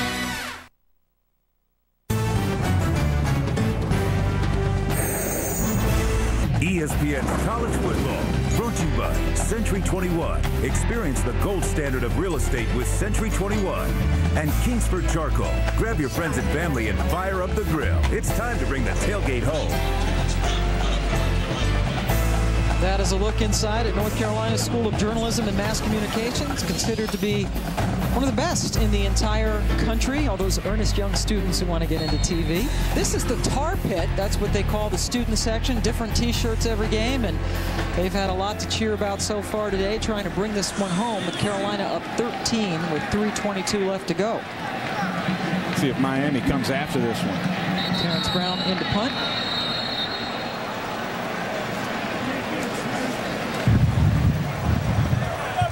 Delay. Offense. Number 19. That's a 5-yard penalty. Well, I don't think they reset the play clock. There certainly shouldn't have been a delay there. They had just gotten lined up. Butch Davis not real happy about it either.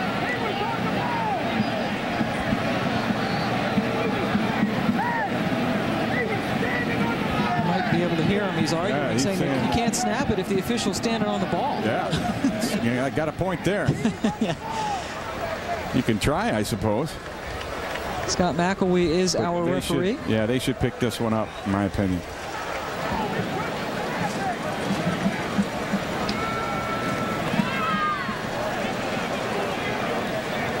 More discussions among the officials. Yeah, he's going to get everybody's opinion on this one.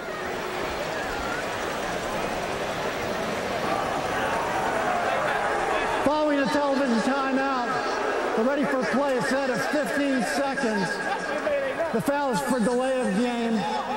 Offense. And that is one of the new timing rules, that after the timeout for television, it's 15 seconds on the play clock instead of 25. But still, Butch Davis didn't think it was 15 seconds with the official standing over the ball so long. But sure didn't seem like 15 seconds. That was a quick 15 as they push him back 5 yards. Terrence Brown gets the punt off cleanly, and it is a beauty. Greg Cooper takes it over the shoulder inside the 20, then reverses it. There's some room. Darnell Jenkins, he's the wide receiver who scored on the 97-yard touchdown catch. And he runs out of steam around the 12-yard line. Tremaine Goddard finally with the stop.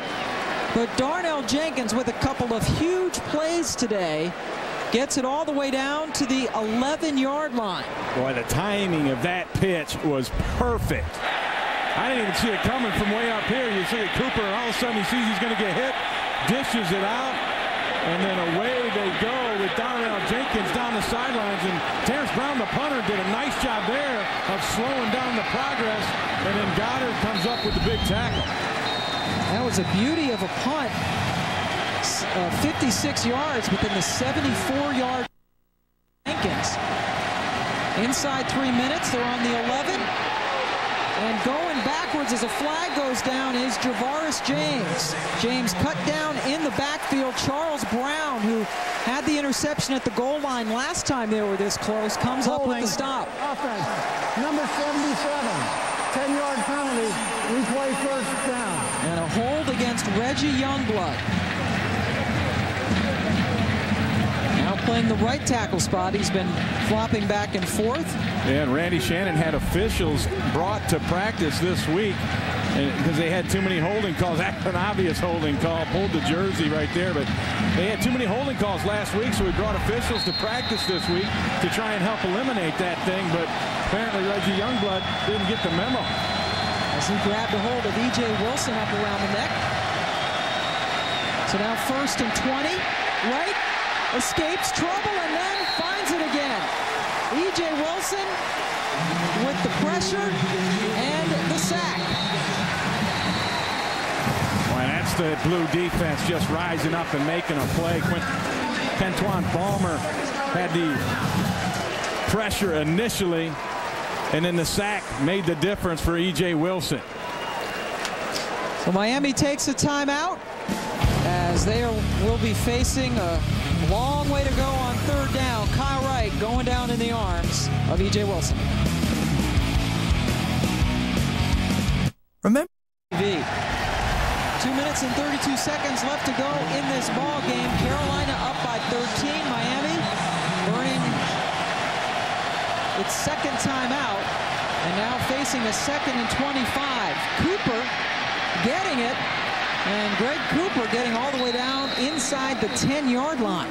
That's a pretty nice call by Patrick Nix. That little sneaky draw, that rollout draw, that Statue of Liberty type draw. They cut it back. Cooper gets up there and gets some nice yardage. Gets him back into range to throw it to the end zone.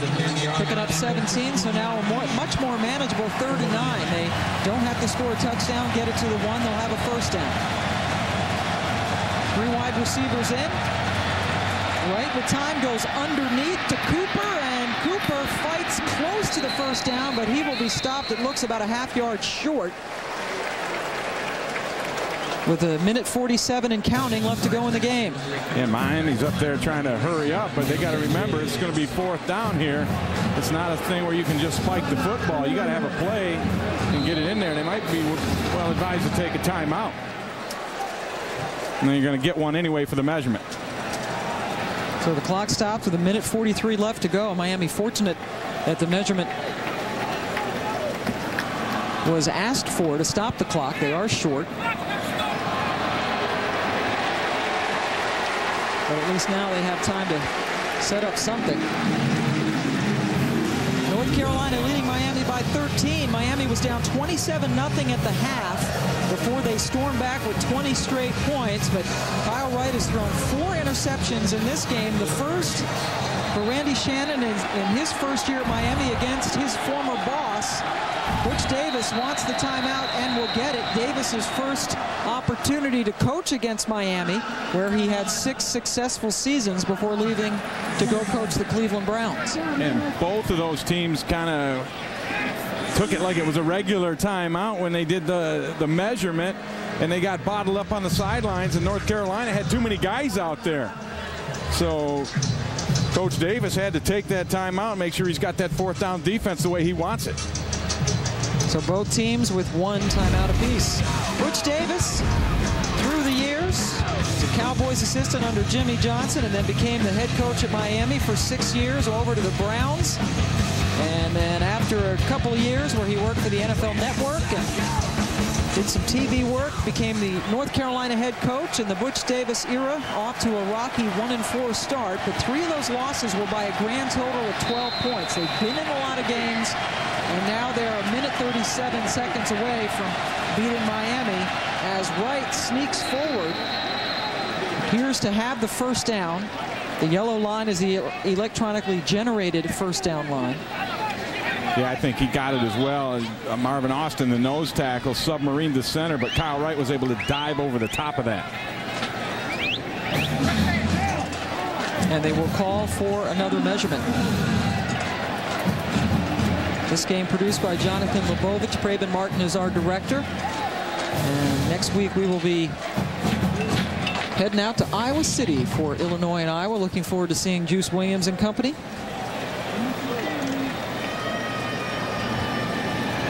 In the Measurement confirms the first down. So first and goal from inside the 1, but only 1:33 left and 1 timeout for Miami.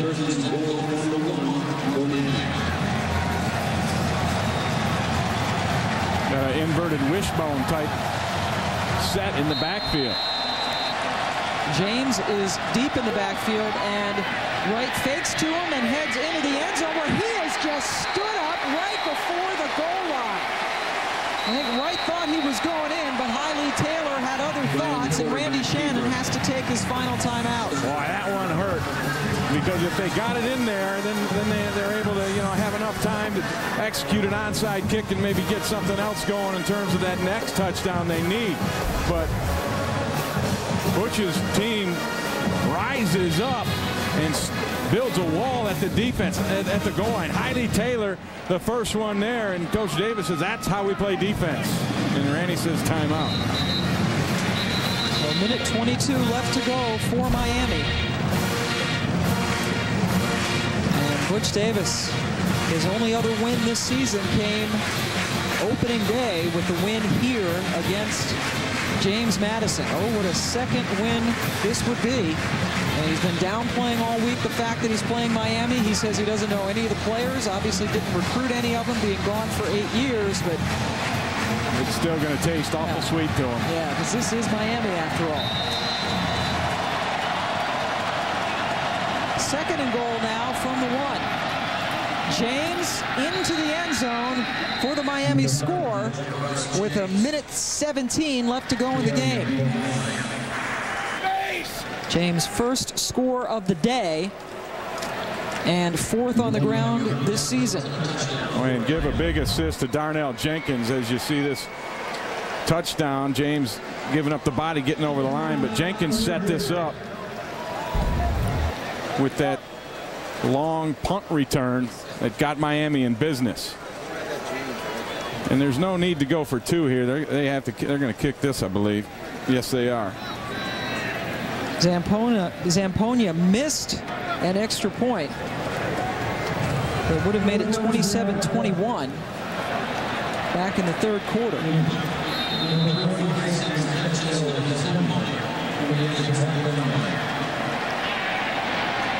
But now in to cut it to 6, and the extra point is good. So it's 33-27, North Carolina leading Miami, and with no timeouts, looking at an onside kick coming up, something coming up on the kickoff. And Ray, it is that time again for Ray's Bentley Awards, classic cars, and a classic MVP award for the game. And we were in the shop for repairs last week, but we got everything right, and we're going to have one this week. There's definitely a Bentley Award winner on this football field. As Elzy's had a great game. He has got 95 yards on the ground. There's been a great defensive effort. 4 different guys coming up with interceptions for the Tar Heels. Let's take a look at those who have already won Ray's Bentley Award over the season. Jehu Kulkrek, week 1. He sounds like he's having a nice game against Northwestern today. Pat White. Dorian Bryant with Purdue going to take on Ohio State tonight. That's going to be a good game. And George Selby leads the nation in tackles for loss and for sacks. And then last week we were in the shop, but we're ready to roll it out again this week. Yeah, we got a winner with those lovely automobiles. That's the Ray's Bentley Award coming up. But right now there's 1:17 left to go in this ball game, and Carolina has the hands team up front as Bosher, who is normally the punter, is going to come up with some sort of a trick kick, we anticipate. Kicks to the right where his guys are, but it's kicked right into the arms of Hakeem Nicks, the wide receiver. That's why you have wide receivers up there. Exactly, and people in front to protect those wide receivers. And Hakeem Nicks adds on to his big day with 5 catches, 76 yards, and he makes a huge play recovering this onside kick. Not a bad kick. If that thing hits the ground again, it's going to spray up in the air. Miami's right there to make a play on it, and Nicks does a nice job of feeling the grounder. And tough luck for Randy Shannon and his Miami Hurricanes, who just, if they could take away that first half, they'd be okay. But here's our award winner today, the winner of the Bentley Award. It's Mr. Elzy. Anthony Elzy, the 5'10", 210-pound redshirt freshman out of Warren, Ohio. 95 yards. That's the highest rushing total for any Tar Heel so far this year. And he also had 4 grabs, 27 touches on the day for 134 yards for Mr. Elzy. And more importantly, they get the W. And he started this off on the right foot with a 39-yard touchdown run that gave North Carolina a 7-0 lead. They led 27-0 at the half. Miami with a great comeback to cut it to 27-20. But Kyle Wright with a couple more picks in the second half, and Connor Barth's foot giving them just enough to win this game as they are up 33-27 as they'll take another knee. And North Carolina gets ready next week. It's a tough one as South Carolina comes to town. Miami will welcome in Georgia Tech in a game that ESPN will have next week. But what a win for Butch Davis and the University of North Carolina. And you see the two coaches hugging, and there's a great relationship there. But it's just too bad. Somebody's got to win, and today it was Butch Davis, a signature win for his North Carolina Tar Heels. They said they've been playing good ball. They've been close. They didn't have anything to show for it. They do now. That is a win as we go down to Quint Kesnick.